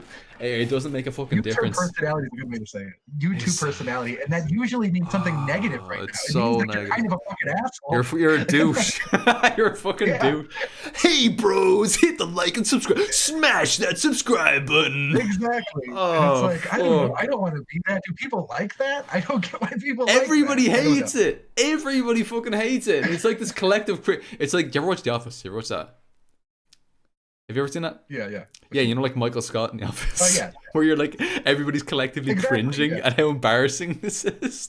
That's every day of your life as a fucking YouTuber in the capitalist world. Yeah, It's so cringy. I hate it. And everybody knows it's cringy. And everybody hates the like and subscribe shit like that. It's so embarrassing. But we have to do it. If you don't do it, then fucking people don't. And and you're gonna it's either sink or swim, and you're gonna sink, you know? Yeah, and you end up like my channel, which took like 3 years to get to like 200 subscribers. And Your channel is and I feel like your channel's a gem. that- By the way, everybody, please go subscribe right Thank away. you. In the description box, you'll find a link to Comrade Tankie Talk's channel. Please do subscribe to our Comrade channel. I see 155 current viewers right now. Please go subscribe to Tankie Talk's channel. It's fucking fantastic. I learned a lot from it, and you will too. Go, get over there. Go on, get out of here. What are you doing still right here? Come on, get out of here. Go. Thank you, comrade. And yes, and those of you who go do it, then you'll know in the back of my mind in every single video, I'm thinking of how do I make this productive? How do I do it? Someone smarter than me tell me what to do. And I feel bad because think of all the communist parties pre-internet who would have fucking murdered to have the fucking reach that the internet gives people. And that's why I feel bad. And I'm like, man, I don't want to not do it because it's such an opportunity. But at the same time, like, and obviously I'm going to keep doing it. And I feel like audiobooks at the very least will be useful to somebody. Definitely, yeah. No, they are definitely. It actually. Do you link to the main text as well in the chat? That might be another, not in the chat, the description box below. That might be another. You started doing that? Definitely. That's what I started doing. Somebody else brought that up with the first when I put up the Gramsci video about the splitter disorder. Somebody said, like, where do I find the full text? I'm like, oh fuck, that's actually a really good idea. I should probably do that. Yeah, no, that's what I do as well. Actually, I am a person who personally struggles with reading. I really struggle with reading. I need to listen, and so for many years I had to listen to audiobooks and read at the same time. I couldn't just listen to an audiobook I wasn't really able to assimilate the information properly. I would need to read and listen at the same time, but when I did the two of those together, it worked really well. So reading it and listening is incredibly helpful. Now I've got a little app on my phone that works really well for it. It's just like a little Google Assistant thing, and whatever's on your screen, it'll just like read it out to you. And you know, it used to be like a little Microsoft Sam thing like that, like a little sort of like really fake kind of voice for robotic and stuff like that. It's actually pretty decent now. It's actually it's pretty good, so it works pretty well. But I still rely on the old audiobooks, and you know, what you're doing is really helpful for comrades like me. And I don't know if I have any particular like recommendations. Yeah, no, well, the thing is, I don't know if I have any kind of actually like learning difficulties or something like that. Like some people have like ADHD and they can't sit down and actually like properly like read because they've got such and such an issue and stuff like that. So like what you're doing actually is really helpful to, you know, the people who most need it. And actually in the CYM recently we had an educational session via Zoom because of COVID restrictions and lockdown and stuff like that on capitalism, disability and stuff like that. And yeah, like there are a lot of barriers to developing under capitalism, and yeah, so things like audiobooks are actually really helpful to people who struggle with this kind of stuff, whether or not they necessarily have disabilities or are aware of disabilities. And it's really great. So thank you very much for doing that. Please keep on doing it. Please link the text as well as the audio. It's really helpful. You are helping the socialist movement, and keep on fucking doing it, you legends. Thank you. I appreciate that. I really do. Yeah. Class. Okay, let's go ahead and take a look at some other questions that we have here, because like all the other questions, we've answered the shit out of that question, I think. Yes. Yeah, okay. Oh, we got through the questions that I have written down. That's amazing. Actually, I'd written down the same question a few times because a few comrades had asked them a few times. Let me see in the chat there if I can see a few questions here. Yvonne B says, "Love this panel, Paul Martin. Please bring on another slice to talk about non-profits and tenant organising in the West." Yes, I love another slice. Another slice is extraordinarily based, a very, very good comrade. I think an incognito Tankie. And I 100% would love, I would really, really love to have another slice on. It'd be really, really great. He's fantastic. Yeah, let me check if there are any other questions in the chat. If you see any other questions in the chat, Tanky, please let me know. Or if there are already any other questions that you would like to discuss, please let me know. I see a few comrades are talking about. As always, people get excited about Caleb mopping and stuff like that. People love fucking talking about Caleb mopping in the chat. That's fine. If you have any thoughts and you want to, any wisdom you'd like to impart, then feel free. Feel free. If not, we can just vibe and have some fun. Before, I mean, yeah, join an org. That's what I'd say. That's the big thing. Join an org. To my knowledge, Caleb Moppin isn't actually in an organization or like Communist Party or anything like that, so it's not really, doesn't, just join an actual organization and deal with like actual real world politics, and it's not going to be as much of an issue for you. Martin Nugent. And you, I can't pronounce that correctly. I came late, so I don't know if this has been answered. But is the CYM going to become closer to the IRSP? Now, I'm not in a position to speak on behalf of the CYM. I am not an elected representative. So I can't really speak on behalf of any of the comrades in the CYM. I would say that like there's generally we generally do like the IRSP. Obviously, people have criticism and complaints. I would say that there's generally a pretty positive reception towards the IRSP in the CYM. So there's a lot to be I suppose positive about there for potentially working together in whatever form that may take in the future. Yeah. So yeah, let's see if there are any other questions there. Do you see any other questions, comrade? I don't have it pulled up actually. Oh, you don't have it pulled up. Good. You shouldn't actually. It's better that you don't. I know. I don't want. I'm just gonna pretend like everyone's going. Tanky Talk's awesome right now. Well, have you seen the chat? Tanky Talk is extremely based. Tanky Talk is a Chad. I can't see him, but I know he's extraordinarily based. I think he's absolutely wonderful. Oh, there you go. I see all these great messages here. So thank you, comrade. I don't know. I mean, if we're gonna talk, the big thing going on in the U.S. is that the election just happened. Oh. Which is very annoying. How are you feeling about that? I'm glad that Trump isn't there, but other than that, the response of liberals has extremely based that Trump isn't in office anymore. Extremely cringe that Biden is in office now. Exactly. And no, the night of the inauguration, I had like I almost set my computer on fire. It was it was insane. I'm seeing people who have like pictures of themselves during the summer rebellion, and they're declaring that the fight is over and let's all go to sleep. And it drove me to insanity. It drove, like, I needed a punching bag to get the anger out. But we'll see. And it's one of those. It's funny because after 4 years of Trump, I've seen a couple other comrades in the U.S. say this. We all forgot about the feeling of liberals actively attacking the idea that you need to change as being a right-wing idea. And that, like, it's like a sting, it's like the sting of like, oh, you fuckers, you were so close. Like, God damn it. And I don't know. That was how I felt about the whole thing. And then, of course, I mean, I got into like a huge fight with some family members about the fucking stimulus. Really? Because of the insanity about that. Can I ask how much? What was the end result? 600 or something, or did it go for more? Or? Yeah, it was 600. 600 and then Biden acted. Yeah, exactly. It ended up he 600 opposed 2,000, wasn't it? Child. Yeah, well, he pushed. Then afterwards, he pushed for 2,000, and then it turned into an actually. He's like, actually, I just meant supplementing the 600 to make it 2,000, and so that's been a big struggle with liberals. Exactly. That's exactly the noise I made when I read it. I'm like, you motherfucker, you son of a bitch. Fucking sold us out again. And yeah, so that was actually. Yeah, and that's what, of course, liberals are always going to do that. But Yeah. and the Democrats do this in the U.S. on purpose, where they actively like use loopholes Mm. so that they make workers feel inept, right? Mm. Because if you feel like you don't understand, like you're not smart enough to understand politics, you Mm. turn your brain off because you're just Yeah. like, fuck it. Apparently, like, so Biden does that shit. He's like, $2,000, vote in Georgia, and we're gonna get $2,000 checks out, and then they win in Georgia, and then he goes, $1,400 checks, and everyone goes, what? And he goes, well, yeah, I meant 2,000 in addition to the 200 or the 600 you already got. And then everybody goes, oh, okay, Hmm. I Are see you what's going sure? on here. Yeah, exactly. Like, Playing okay, both so I guess sides.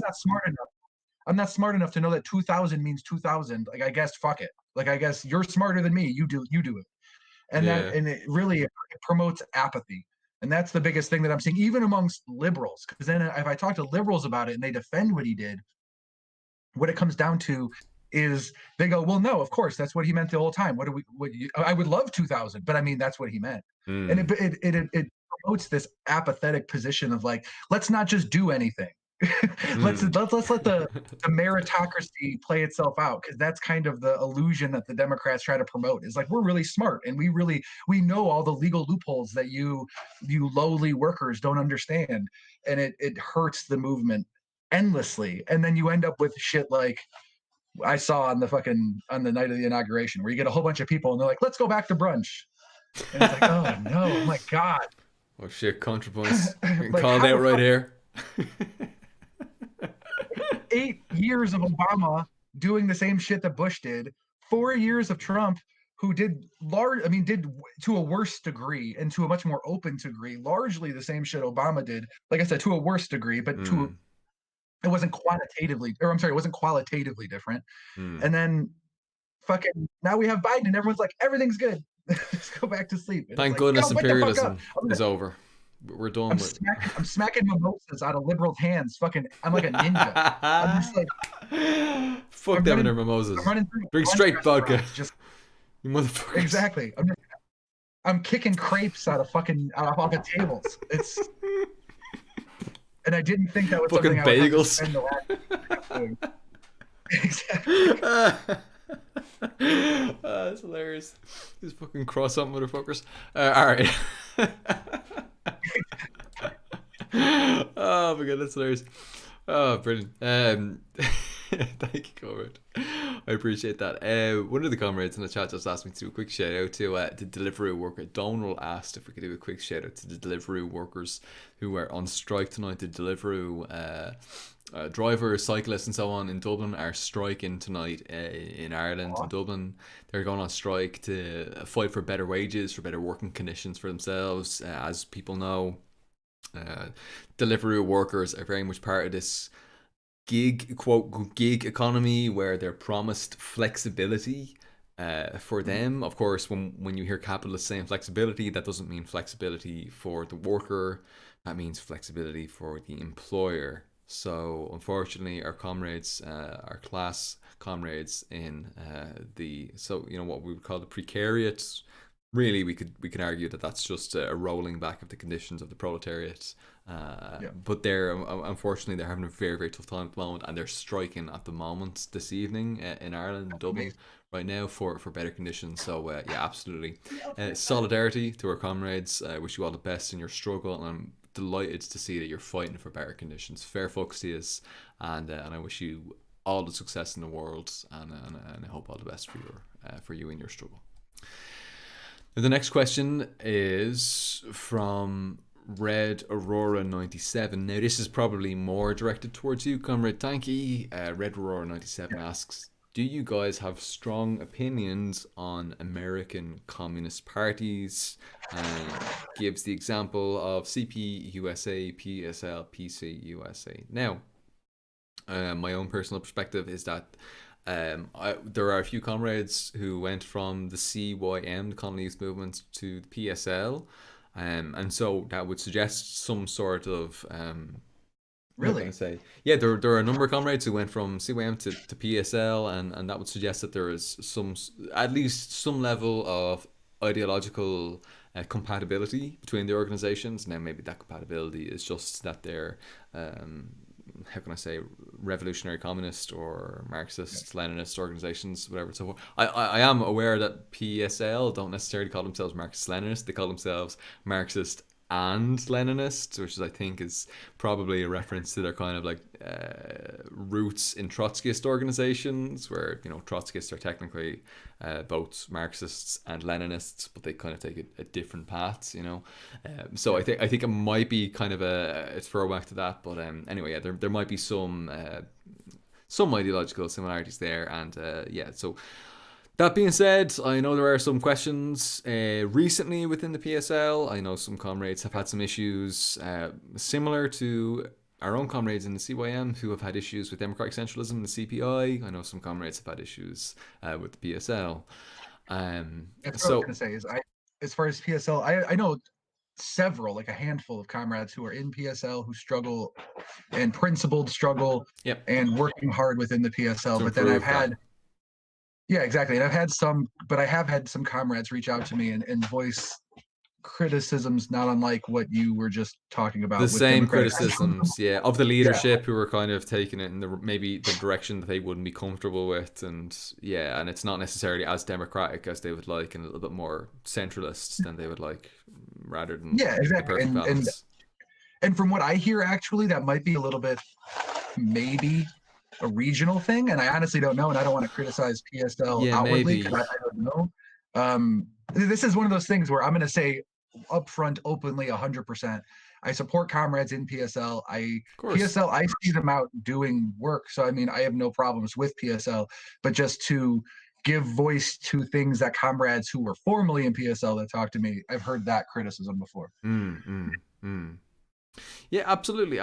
Yeah, not like, look, there is good work being done there. There are great comrades in there, and look, as the same thing goes as like with the CPI. Like I hope that the rank and file who are not represented by certain people who may have found themselves in positions of power, who are taking the organization in an incorrect direction. I hope that the rank and file will rise up and correct those errors and get the organization back on track. And I wish very much all the best to our comrades in the organization. And because look, if the organization sorts its problems out, that's really fucking good for the communist movement in the country and internationally. So there shouldn't be some. Sorry, go ahead. I've seen some bad faith attacks on PSL that sometimes get. Yeah, exactly. And this is what I'll say because like I said, I'm not in PSL, so I don't know the struggle going on in PSL. But I guess what I would say is the comrades who have reached out to me to let me know from their perspective, what's going on, they weren't happy. And the comrades who I still know in PSL, who I've talked to about it, have said they are very happy and that they don't see the problems that the other comrades are saying. And so if that's the case, then I think everyone involved should be happy that the comrades, because PSL is growing and that's great. And the comrades who aren't there anymore are happy to not be there, and that's good. You know what I mean? We could all be principled communists and respond to what we see without necessarily degrading the entire organization. Yeah. Or and we're Marxist Leninists. We're not supposed. I see bad faith liberal things about democratic centralism that aren't what the criticisms I've heard from people inside of it, who will be like, "Oh, it's a fucking cult," and it's like that's such a common liberal response when they understand where they hear about democratic centralism, they don't understand it. Yeah, they're like, "Oh, it's a cult." I agree. Like, no, it's not a cult. We're a united front. Look at DSA, who's not democratically centralist. Every time that group does anything, you get half of the party screaming how the party is revisionist and how the party has done this and how the party is evil. And it's like, you think that's productive? Like every fucking 2 seconds, that party's fighting with itself publicly. Absolutely. And anyway, I guess they need some democratic centralism. Yeah, and actually I do want to read out because as you said, it's really good. It's a really good point. Like the comrades within the organization have a very different perspective. Ari Shinsky in the chat here has said, PSL member here. From my experience, the the problems with the party is definitely a branch to branch thing, and not a party wide thing. So I think that that's good to keep in mind as we move forward. Like you shouldn't tar the entire thing like with the same brush, if it's not necessarily, like, because there's always going to be mistakes made by certain people or certain things. So yeah, there's a lot of great principal comrades in there. We shouldn't be too critical on them, and definitely I hope they can resolve the issues that are there. Exactly. Yeah. So yeah, brilliant. Thank you very much. Oh, and as for CP USA and PC USA, yeah, that's an interesting one as well. CP USA, Communist Party of USA, Communist Party of the USA, and the Party of Communist USA. Um, Again, I'm from like the outside, so I can't give like a really great perspective on them. But from what I've seen, is there are a few great comrades in the CPUSA, like really really great comrades in the CPUSA, the Communist Party of USA. That's kind of like the traditional organization. You think like William Z. Foster and stuff like that, like going back to the day and stuff like that. And I've done amazing work historically, but the PCUSA definitely seems to be taking more of an anti-revisionist line, definitely opposing kind of any reformist strategies to building socialism and communism. And that would intuitively to me, coming from the position I've really recently come from, and coming from this position I've come out of, intuitively seems like a better position to be taking rather than to be, tacitly maybe endorsing center right candidates and stuff like that. It seems to be to me that the PCUSA maybe have some stronger principles on these issues right now. I know they're a much smaller organization. It's always much easier when you're a much smaller organization to be very very principled and have the perfect line and everything.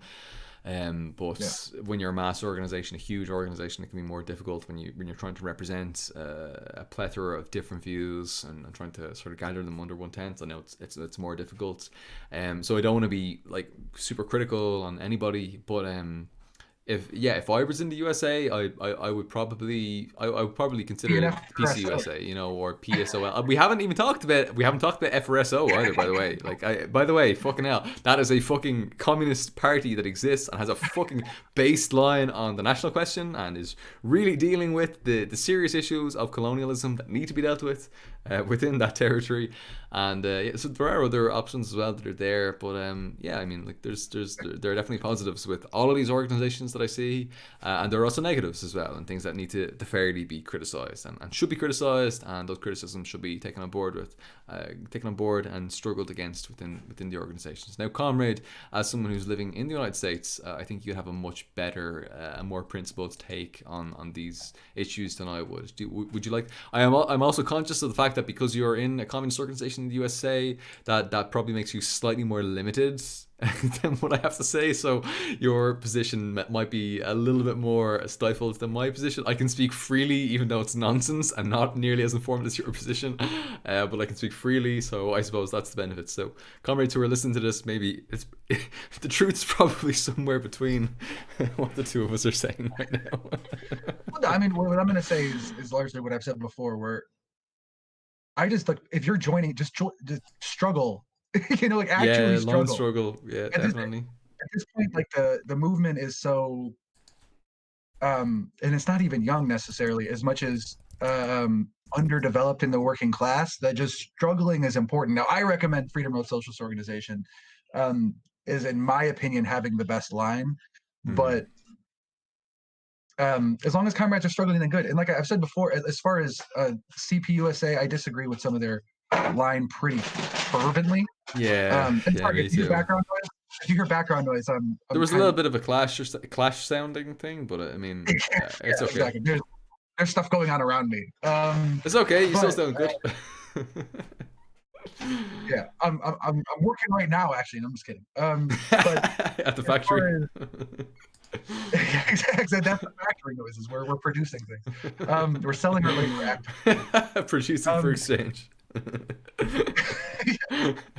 But I disagree with some of their line as far as like socialism with American characteristics. Fuck that. And things like that. That's I disagree with. Really verging on exactly. national chauvinist territory there when you get into that, given everything that America and the United States represents and has since its core, as Benjamin Franklin would have admitted when he referred to the United States as a nascent empire, so yeah, I totally agree. Exactly.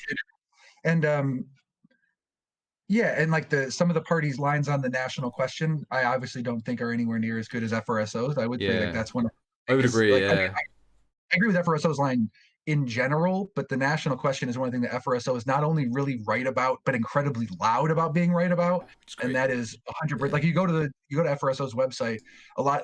There are some parties out there, without saying any names. You go to their website and you don't know how they feel about the national question. You go to FRSO's Yeah. website and there's fucking like 4 articles outlining the position of the party on the national question. There's demands on behalf of the oppressed nationalities, the nationally oppressed communities, and I think that FRSO is heads above, in my opinion, in my estimation, at least from what I know, when it comes to that discussion. As far as PCUSA, I didn't see them a lot around. I don't see them a lot around. That might just be a regional thing because I'm in the Hmm. Midwest.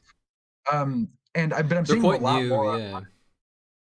Yeah, they've got a Um, pretty good presence online. Actually, there's been a lot of like interviews and stuff like that online, and so there's been like they've developed a pretty decent presence online. But yeah, I've heard the same thing with comrades in the United States. Like a lot of people like on the ground in the United States wouldn't necessarily have heard of them because it is quite yeah, recent development and stuff like that, and that's fair. Like it's the United States is fucking massive. Like you can't expect to know about exactly. every Yeah, that's what I single was going to say. thing. I mean, I would say the same. A party I heard about recently that's doing some good work is the Party for Reclamation and Survival, Reclamation and Socialism, the Mm. RAS, RAS. They're doing good work from what I'm seeing online. I haven't seen them in the Midwest, but that isn't like you said. There's so many regions in the U.S. that doesn't necessarily mean anything. Like they could be really fucking active in the East Coast, and I just don't know. Yeah, that's Um, right. Yeah. and I would say that even the CPUSA, like the CPUSA, when I became a Marxist Leninist and saw the comrades struggling, even the CPUSA has had a resurgence recently, and I'm not sure what that is, but when in like 2015, 2014, when I was like a baby Marxist, the parties I saw around were PSL and FRSO. Those were the two parties that I saw, and then CPUSA was discussed, but usually not in a positive way. Mm. Um, and then now I'm seeing comrades who are obviously doing good work who are in the CPUSA and defending the party's line, and the same thing with the Socialist Party USA, um, which is good, fucking amazing. Keep doing good work. Like that's my position. Is keep Mm. doing good work. If you're doing good work, continue to do good work. And Absolutely.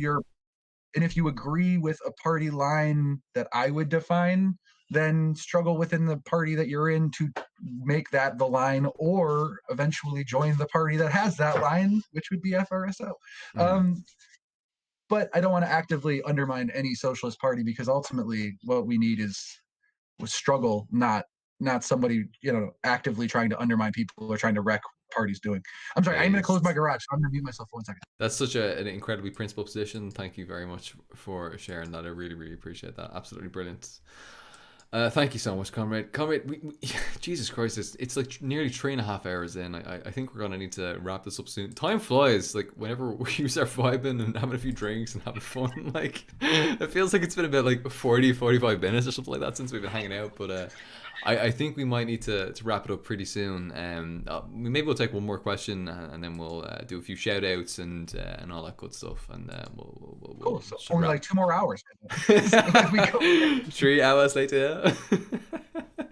Actually, here's a cool question from Zanzi. By the way, Zanzi, Solidarity Comrade. I adore Zanzi. Zanzi is an Irish streamer, a left winger from Cork, I believe, on the in the west of Ireland. He's an absolute legend. I really, really adore him. So please go ahead and Oh, subscribe I'm sorry, to Cameron. Zanzi. I'm Yep, sorry. Can I interrupt? I forgot to mention this because there always. was shit going on around me. The Yep. Teamsters are also protesting right now in the U.S. So shout out also to Teamsters protesting. Solidarity with our I'm Teamster sorry comrades. for striking. I apologize. Striking. Yeah, solidarity with our Teamster comrades who are striking right now over in the States. I hope you get everything that you're fighting for right now, and keep going, keep on going until you get what you want. Don't stop.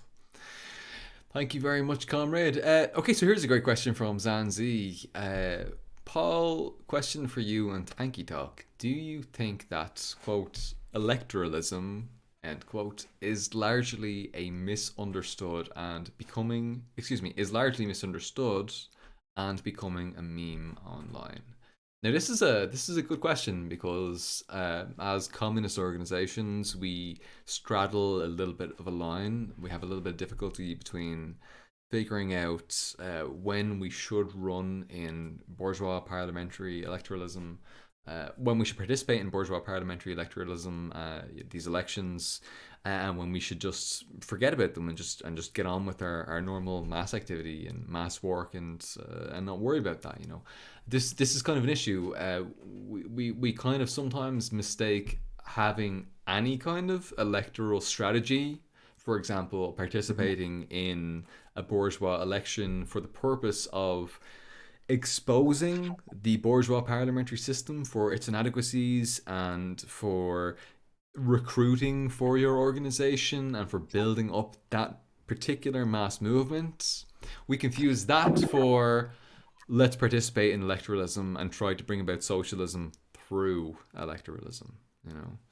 And I suppose it's easy to understand the confusion because a lot of people who maybe said they were fighting for the latter, who said that they were only participating in electoralism because they wanted to get a little bit more eyes onto their organization and support the let's say clandestine activities of their communist organization. Uh, they wanted to support that by getting a little bit of support through participating in this bourgeois parliamentary electoral system. Um, and then it sort of evolved from that when they actually got elected and they actually got into office. And now they wanted to keep getting that person elected. And so they had a bunch of activists coming in, and those activists were now no longer focusing on actually building communism, building socialism. They were just focused on getting their person elected again because there's a bunch of people in that chain whose salaries, whose means of living are dependent on that. So I really do understand the skepticism and criticism of electoralism, even for people who do have good intentions, as are very much laid out in Lenin's left wing communism and infantile disorder, about we should, as communists, participate in these elections and use that as a way of bolstering the genuinely revolutionary movement outside of bourgeois parliamentary electoralism. Um, Yeah. I understand. I really appreciate that, but I also understand the perspective that says, well, actually, in practice, very few of these movements that were supposed to participate in electoralism in order to support that other strategy and that other struggle outside of the bourgeois parliamentary apparatus, very few of those have actually been successful. And Yeah. some of the few ones that have been maybe successful would be like, for example, the communists in the Philippines, the CPP, NPA, through their like mass organizations, through like their front organizations. And I don't want to get them into any legal trouble, but there has been some participation in bourgeois parliamentary politics in order to sort of filter people into the progressive movement, connected loosely. I need to be very careful what I say here. Connected loosely to the revolutionary struggle, and yeah, there's been some success there, and there has been participation over the years, and they've been quite successful in that regard. But looking at Euro communism, in general, it's fair to say that about 80% of these organizations that have said they're only participating in electoral bourgeois parliamentary democracy um, have not done so in service of the genuine revolutionary communist movement, and this has served as a path into revisionism and reformism, and ultimately towards not advancing the proletarian revolutionary communist workers movement. So I really understand both sides of the argument, and I think that these circumstances that you find yourself in will necessitate a different answer. You know, whether you should or should not participate in such and such an election. I really think it's going to be very, very different depending on that election and what the possible pros and cons of running in that election will be, whether the benefits outweigh the negatives and so on and so forth, and the potential pitfalls you might fall into. It's going to be very different depending on where you're at. I don't want to say like give like a one size fits all kind of approach to it, but I would generally speaking, not all times, but generally speaking, be a little bit more on the anti-electoral side of things. I would say it's better for us to try and focus our efforts on things that are not bourgeois electorally focused than the other side of things, where we almost entirely just focus on bourgeois electoralism. Comrade, what are your thoughts on this question on electoralism, and maybe potentially how it's misunderstood and becoming a meme online among Um, people on the left? in the U.S., I mean, we're uh, a snowflake in that we're very specific, especially in compared to parliamentary systems, because we're not a parliamentary system at all. Oh, that's right, actually, yeah. Um, so I don't know. Look, I get it in the U.S. especially, where where the socialist movement is still still actively working to build a base within the working class, or a firmer base within the working class, Mm. and elect for those people who are on the advanced workers. Generally, that's like, not I don't want to paint with too broad of a brush, but that's generally where the arena of politics is electoral politics in the US. Mm. For the advanced workers who are like actively taking a position and actively struggling for a position, usually that manifests itself in the US, with electoral politics. And Mm. so I think it's important to be engaging with the working class. And you shouldn't, as socialists, we shouldn't block ourselves off from the things that the advanced section of the non-class conscious proletariat is engaging themselves with. Mm. We need to be trusted and to become an integral part of the struggles that are taking place, and to start to break down those barriers, like I said, of the fear of Marxism, the fear of communists, the fear of socialists. We have to be actively engaged with the working class. At the same time, because we're still building that base in the US, in my view, we have limited resources as well. And so it really becomes a tricky line of where a party should, like, what a party's position should be, or what socialists should do, because you don't want to use all of your resources, obviously, on some kind of electoral strategy. Because, in the US, the electoral strategy 99.999% of the time is going to fail if you're focusing on trying to get someone like a socialist elected. There's very few examples of that. But at the same time, you don't want to isolate yourself by going so far the other way that you're actively saying, like, like when liberals are getting excited because, or like the anti Donald Trump thing.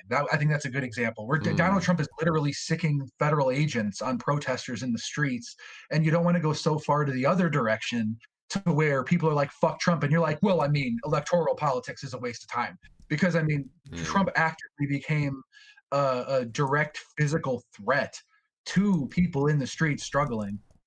So I Yeah. think it's a tricky line. You want to make sure that you're, like I said, you're not isolating yourself by the working class by taking too much of like I'm a socialist, so I know better than you position. Sure. At the Yeah. Of same course. time, we have very limited resources, so you don't want to use. I would, in my opinion, put very few resources into some kind of electoral strategy, because ultimately that'll look.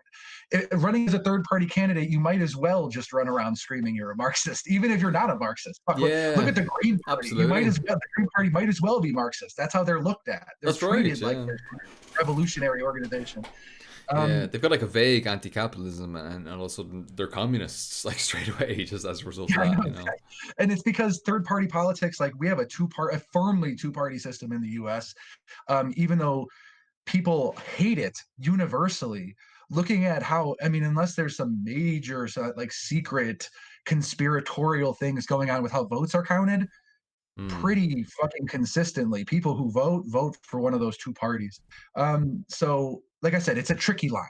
It's a tricky line, and my personal position would be I would never support a bourgeois candidate. I would always badmouth whatever candidate is running. That's the way I would take it, as a means for agitation, right? As a means for, like, fuck this candidate. I like this candidate, and I'm going to talk about that fuck that candidate part. I'm going to, sure, whatever. If the liberal takes it as like I'm pro a different candidate, like I'm not going to try to pick a fight or isolate myself from them. I'll actively say the problems I see with that candidate. I won't bite my tongue either. But I think it's much more useful for agitation, because ultimately both sides in the US are doing exactly the same fucking thing. Maybe there's a quantitative difference, but definitely not a qualitative difference with what they're doing. Hmm. So mostly the same thing can be said to either side.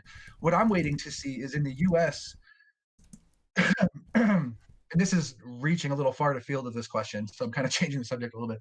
But Hmm. um, Biden is such a fucking cold warrior. I am waiting to see what that Jesus, yeah. manifests itself as. It took him all of a fucking day to say that he was reversing the not withdrawal, but the lowering of troops in Iraq. He already said he's reversing that and going to put troops back in. He's fucking talking. I mean, in the debates, he talked about wanting to invade China. So I mean, it's not like when that Yeah, becomes his it's position, pretty explicit.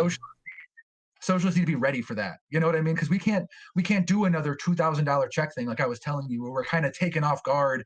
And even when I'm talking to liberals and getting into like yelling matches with people, fucking at the end of it, what I have to do, either that or to take a really ultra left isolationist position where I isolate myself from people and say, fine, but Bunker moving gang. forward, look for this, please. If you're not going to learn from this example, look for this idea that is happening. Look for this general thing that's happening, this tactic that the bourgeois state and the Democrats, specifically in the U.S., like to do. And so that's what I keep telling people when people are like, "Oh, Biden," da, da, da. But yeah, just so you know, Biden talked about invading China. So when that happens, let's not be surprised. When Biden actively has a military push to try to Yeah. go to war with China, You think that's gonna um, happen? I like. I know, like, when you compare like military bases all over the world compared to like Chinese military bases all over the world, I think like the US has, what is it?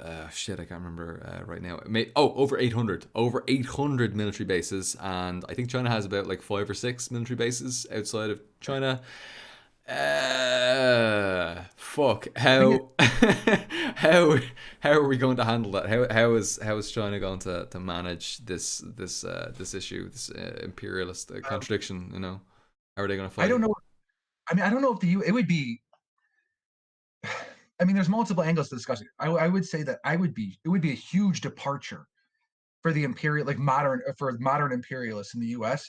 if we had an all-out ground war with China, Mm, because the U.S. imperialists don't like to pick on people anywhere near the same size as us, mm, and so that would be that would be different. But I know for a fact, speaking with people who would know this, that the U.S.'s military training has changed to be that kind of training, to be the training that yeah. you would have if you were fighting urban, direct, like actual ground war, as Wow. opposed to invasion and occupation and like IEDs, like insurgencies. Um, and so I don't, whether that'll happen. Like I said, it would be shocking. I think it's going to depend on the international stage. I know Biden also came out and just called what's going on in China, in regard to the Uyghurs, a genocide, and there had all of Western Oof. Europe sign on to it, and that's a fucking big statement. Like, I think Yeah. people are like brushing it off because the capitalist media has been using hot words like that for a minute, but the Yeah. president of The Guardian's been all the over that term. Yeah, exactly. So having the president of the U.S. having Western Europe all sign an agreement saying that a country is committing genocide, actively committing genocide, to me screams preemptive. Screams like a preemptive war. Yeah, it's like this kind of you know what they call like a preemptive reaction. Like Yeah, we assume you're going to do this, so we're going to respond to what we assume you're going to do, and it's just like this infinite loop. It's really yeah. ridiculous. This is really ridiculous thing, and yeah, look, I really fucking hope it doesn't go that right. How much is it like of the US budget? Is it like 52% or something like that of the US budget that's spent on like military? It's like military funding or stuff like that. Like it's a really wild number. Like the majority of the money that the US gets is spent on Yeah, something military absurd. equipment. And that same reflection of, And by the way, the um, richest country in the world, by the way, important to exactly, keep that in literally mind. more generation of wealth to circulate within a government, like not in a socialist way, just in like a government has tax income and has capital in it to circulate. um yeah, and so yeah, an absurd amount like that, and that's reflected in the police budgets locally too, which was one of the big things this summer that I had never really looked into. And when I looked into it, I'm like, oh, it's like a fucking one for one. Like Mm. the federal government has a military budget, which every time they pass a military budget, like I remember under Bush, when I was a teenager, having discussions about how fucking absurdly big the military budget was in the US. Every military budget they pass is the largest military budget in the history of the country. They have never reduced the military budget in the modern. in the modern age for the U.S. Mm. So anytime you hear about the U.S. passing a military budget, it is now the largest military budget. We're talking trillions of dollars. Um, and then that's reflected in local governments, police budgets, who are in a big imperialist circle jerk by taking military equipment from the fucking outdated military equipment or slightly outdated military equipment. So they're paying the war profiteer imperialists for like Humvees and MRAPs and fucking military weaponry. And then the military buys new stuff, and then in a couple years the police buy the old military stuff, and it's a big fucking, it's a big circle, it's a big imperialist circle. Mm. Thing this all started with electoral politics. Oh yeah, shit! I forgot about So to tie this back to electoral politics, that. the thing that I've been thinking about and that I worry about is, in my lifetime, I've never seen the bourgeois state de-escalate. Yeah, never. I've only seen it escalate. George Mm. Bush, the difference between Bush and Obama, some might characterize it as a de-escalation, though I would say that the treatment of Occupy under Obama is an escalation, um, if not maybe more strategic escalation from the Bush administration's treatment of anti-Iraq war and anti-war activists. But I wasn't in either of those struggles because I mean I was, in my defense, I was kind of young. But with those two struggles, that's my perception in reading about it. And then with Trump, there was a huge escalation as far as the response to left wing, generally quote unquote left wing movements, and specifically in the realm of nationally oppressed communities struggling for basic rights like not being murdered with impunity. And Fair. I so if Biden is some kind of reversal, it would be the first time in my lifetime under Ford, and I guess I lived under Clinton too, but I don't know. I don't remember anything from Clinton. So in my lifetime, where the state de-escalated, and so I'm not holding my breath. You know, like that's what I Yeah. hear is like. But like I said, Trump admittedly made himself a physical threat to people in the streets by sicking federal agents on people, kidnapping people. There are still activists who are facing fucking decades in prison for fucking organizing a protest. Jesus fucking And Christ. Some brown shirt shit. yeah, and so people are very actively anti-Trump, and I am there with you. The part that I get concerned about is whether or not Biden's going to be a de-escalation of that, or if it'll just become, I don't know, more strategic, or even if it'll become more strategic. You know, Mm. the U.S. state has proven itself that once a precedent is sent or a precedent is set, Yeah. that it's going to ride that precedent. And I would be shocked if Biden goes, no, we should be less aggressive than even Obama was. Like, I would be shocked if that's what it was. Oof. I But mean, Biden is. I don't think it's unfair to say that Biden is to the right of Obama, and Obama was not exactly a hardcore leftist. So, I mean, yeah, it wouldn't be a look, stretch. look at Ferguson, look at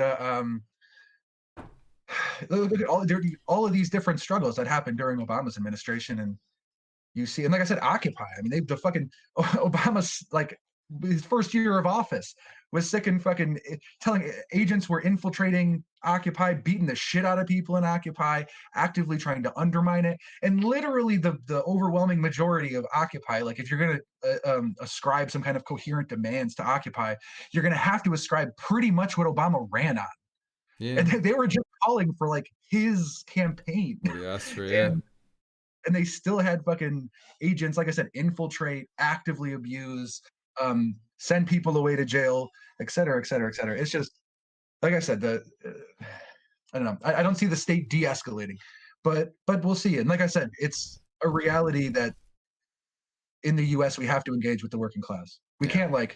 We can't say no. Like I mean, if the working class is struggling in a certain avenue, to block ourselves off from that avenue just because we think that it's in the case of electoral politics, we think in the U.S. that it's an, a I don't know, maybe a losing battle would be absurd. We are Mm. already like very much isolated enough in mass. Like if you're like generally speaking from the working class, we don't need to find new ways to isolate ourselves.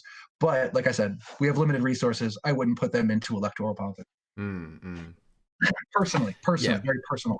absolutely. That's a really, really good point. Like, it actually does cost a lot of money to get involved with in like electoral politics. A lot of resources in terms of like the people, and in terms of like getting your comrades out, and rather than getting them to spend time doing like mass work, you're getting them to knock on doors to get them to endorse such and such a candidate, and like it does cost a lot of resources, and it is a lot very, very resource intensive, and it's not necessarily something that all growing fledgling organizations are able to I suppose adequately handle. And unfortunately, people don't realize that. They sort of think like it's free. Why wouldn't you? Like, why not run in the elections? It's like, well, shit, run the elections. There's a lot of requirements for that. You also need to like disclose like financial stuff as well, which can cause all Yeah. kinds of problems. Like if you don't have time even to get your sort of your books in order, like your accounts in order and all sort of stuff, you can't like hire an accountant and stuff like that. Like there are a lot of obstacles there in terms of like running in like bourgeois parliamentary elections, and you really do need to weigh up the pros and cons with each particular election that comes up, and see if it's really worth doing. And so yeah, it's probably worthwhile that we're not like uber dogmatic in support or against this running in these elections, and really just looking at the material conditions as they present themselves and seeing what's appropriate at the time. You know? Yeah, exactly. And I mean, Lenin kind of makes that clear as far as like a solidly Yeah, Leninist position in left wing communism. I mean, yeah, the whole point, the goal, I guess, would be to struggle in a legal and extra legal way. But that depends on like, how to balance that struggle. And for every one thing you do as a organization or as an individual, time is money. People that's getting right. places is money. And if people feel like they're putting a lot of energy into something like electoral politics and Hmm. they don't see a payoff from that, you're also risking alienating active comrades who are actively trying to do something. Yeah, that's Um, right. They might feel like they're not getting anything out of this because we're just wasting our time on parliamentary bourgeois politics, you know. And these are fundamentally, and it is important to like draw like a little line underneath this and say like these are bourgeois parliamentary politics. These are bourgeois yeah, politics. They are not proletarian politics. This is not our main focus. And if that is your main focus, then we need to get back to the drawing board and look at how you conceive of politics as happening and occurring, and how you imagine that class struggle happens, and how you think that society advances socially, historically, from capitalism to socialism, and how social advances occur. Like there's a lot of education that needs to go in there, and to help comrades understand that this is not going to get us what we need. You know, this is not going to bring us to socialism, and definitely not to communism. exactly. So yeah, I think that's good. I would also say that we don't have a lot of time. I mean, we're talking about climate catastrophe, and we're talking about rapidly shifting geopolitics. Which, like, I mean, just in the discussion about China, that is a discussion that people would have thought was absurd just like 4 to 8 years ago, which would be two administrations, in that's the right. U.S. People would have been like, "War with China? Are you fucking kidding?" Like, of course that's not. No And then way. now, like, that's a real fear of something. That's a real political talking point. Yeah. And yeah, we don't have a lot of like climate catastrophe. Like, if anything, we've seen with COVID in the U.S. is that the bourgeois state will abandon us. They will abandon us to die, and they will do that shit with fucking with climate catastrophe 100%. And Mm. so, as far as looking at electoral politics in and of itself as a strategic way to build um, communism, socialism, I would say that, I mean, like, as far as like, I don't know, reformism, change from within idea, that's not going to happen. And I think that's absurd. But at Yeah. the same time, and this is what I get to people who like love AOC or love these other members of the squad, and I tell them, like, I don't care. Keep whatever poster you want on the wall. You could have a poster of fucking Wonder Woman. You could have a poster of Batman. You could have a poster of AOC. In either case, we need to work together because for whatever reason, they're not changing things, and we don't have enough time to elect however many superheroes to the government as you think we need to make the changes. Mm. Mm. Mm-hmm. Absolutely, absolutely. You're dead right, comrade, and I really, really, really appreciate that input. Fucking hell, it's nearly 4 hours in. Jesus Christ, these streams just fly by, comrade. Time flies when you're having fun, as they say. Um, Definitely. just to wrap up, I suppose, Zanzi's question as well, and then we'll wrap up the full conversation. Zanzi, do you think that electoralism is largely misunderstood and becoming a meme online? Yeah, absolutely. People think that if you're participating in electoral politics in any degree at all, that is electoralism. When it's not electoralism, is when you're trying to achieve your goals through or at least almost exclusively through parliamentary means, electoral means. When you're trying to achieve socialism through the ballot box, which is not going to happen. So yeah, I think it is a little bit of a meme. People need to do a little bit more work there, and I And I suppose think that I heard a quote which I liked, and they said, "I care less about how people vote one day out of the year than what they're doing the other yes, 364 days out of the year." Like, that's exactly and you it. hear a lot of people who are like, "Electoralism's a waste of time," but then they care a whole lot about They electoralism, just keep and it's obsessing like if you over it. don't Yeah. care, yeah, like if you are against it and you think it's useless, then if it's useless, then who gives a fuck? Like, let Mm. people fucking support whoever they want to support. The point is to try to motivate people to do more than that. Yeah. Absolutely, absolutely, yeah, 100%. I totally agree with that. Yeah, it kind of reminds me of like people who like obsess about how detrimental like identity politics is. They won't stop talking about it. They'll never shut up. And like they're the only ones obsessing over it. Like nobody else cares. Like nobody, no, it's like okay, whatever, who cares? And like we're not really focused on that. We're focused on class struggle, and then they just keep obsessing about this, and it's kind of it's something that we see all like online a lot. It's like this question was specifically about like the online left, and it is something I see on the online left all the time. Like people obsessing about identity politics and people obsessing about electoralism, and it doesn't necessarily reflect the reality of what other people are doing, and it's this kind of mess where you're just kind of like in a weird way like reflecting your own concerns or your own insecurities or your own whatever. Like I'm concerned about electoralism, I'm concerned about like identity politics, I'm concerned about this, that, the other, and so I'm going to focus on it all the time rather than just getting on with it and actually just doing communist politics. So yeah, just get on with it. Get on. Go do communist politics. Just forget about it. Move on. Let's go. Comrade, thank you so much for taking time out of your Friday and for coming on. It's been absolutely great. It's always fantastic talking to you. I really, really enjoyed it. I hope you found it as enjoyable as I have. I hope the comrades in the chat have found it as enjoyable as I have. Before we wrap up, I'm going to give our comrade Tankie Talk an opportunity to shout out all of his upcoming work.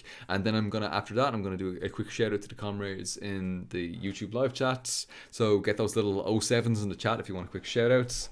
And I'll make sure to call out your name then. And we'll see how everybody's doing. But comrade, before we do that, do you want to do a quick shout out to any stuff you have coming up? If you're planning on doing any books that you're reading out, or if there's any stuff you'd like to promote with FRSO or anything at all, now's your chance to say it. Any closing words, as they say, for the conversation.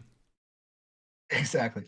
Yeah, I mean, as I've said the last two streams, my biggest thing is I recommend everyone in the US join FRSO, FRSO.org/join, though I am here as an individual, not as a representative of the party. And then as far as current things going on, the big thing that I'm focusing on right now is working to um, prepare to have a concerted effort to in hopes of forcing the governor in the state I'm in to release victims of police torture. Right. FRSO and other organizations like the Chicago Alliance are doing outstanding work on that front, and other mass work such as the struggle for community control of the police. On top of that, I do have Marxism and the National Question. The audiobook's going to be coming out in the next couple days. I just have to edit it. I have a recording. Great. And Great. then Foundations of Leninism is another one that I have had and that I've recorded parts of, and I want to get through recording that so that I can put that up. That's really useful Great. to have that. Amazing. But the two of them are both Other than amazing that, texts. Really great texts. subscribe to Paul Morin. Subscribe to Tankie Talk. Get in there. Description box below. Go ahead and give our comrade some love. I follow our comrade on Twitter as well. There should be a link to our comrade's Twitter page there as well. So get over there and give some love to Tankie. He's worth it. Maybe he's worth it. Maybe it's Tankie Talk. Comrades, thank you so much. Thank you for hanging out with us this evening. I hope everybody in the chat enjoyed this, found this useful. Let's do a quick shout out to the comrades I see in the chat there. I see Digital Slayer, I see Matthew Calise, Socialist Swan, Batzorig, Vanchig, ZB, Crack Elf, Sarah Greaves, I see Matthew Cleese again, Papi Chulo, Jose Maria, a lot of comments again, Abraham Funk, who else have we got here? ZB. That's the same comments again who are leaving comments. It's good that you're engaged in that. I appreciate it. Valti M, Ari Shinsky, Jessidoya, Full Metal 485. I think you were calling people Trotskyists at the start of this. How dare you? Glad that you've mellowed out over the course of the stream anyway. Bert 07, little red salute to the comrades there. Chubby Small, hilarious name. Bolotovs, Sika. Who else have we got here? Toik, Toicc, Talmudic Tranky. I can never pronounce that correctly. Talmudic, that part's tricky. Talmudic Tranky, great to see you there, comrades. And to everybody else who stuck around, Donald Crystalba, ZB, Papi Chulo, and all the rest of the comrades. I hope you've enjoyed this. I hope you've found it useful. I will be back with another stream next Friday with Damon Garcia. He's going to come on. We're going to be talking about liberation theology, which can be interesting. I'll try to release another Socialism 101 video next week. I don't know if it's going to be out next week or if it'll be the week after, but it just depends on how quickly we can get that sorted out. But I'll do what I can, and hopefully it'll be next week before the stream then. And yeah, we'll see how it goes. Cheers, comrades. I hope you have enjoyed the evening. Have a great weekend. A few more people have jumped into the chat there. I see Shreddy Kruger and I'm a Savage Bro and the rest of the comrades there. Have a great one. Again, Tankie Talk. Thanks so much for coming on. I hope you've enjoyed this as much as I have. Comrades, have a great one.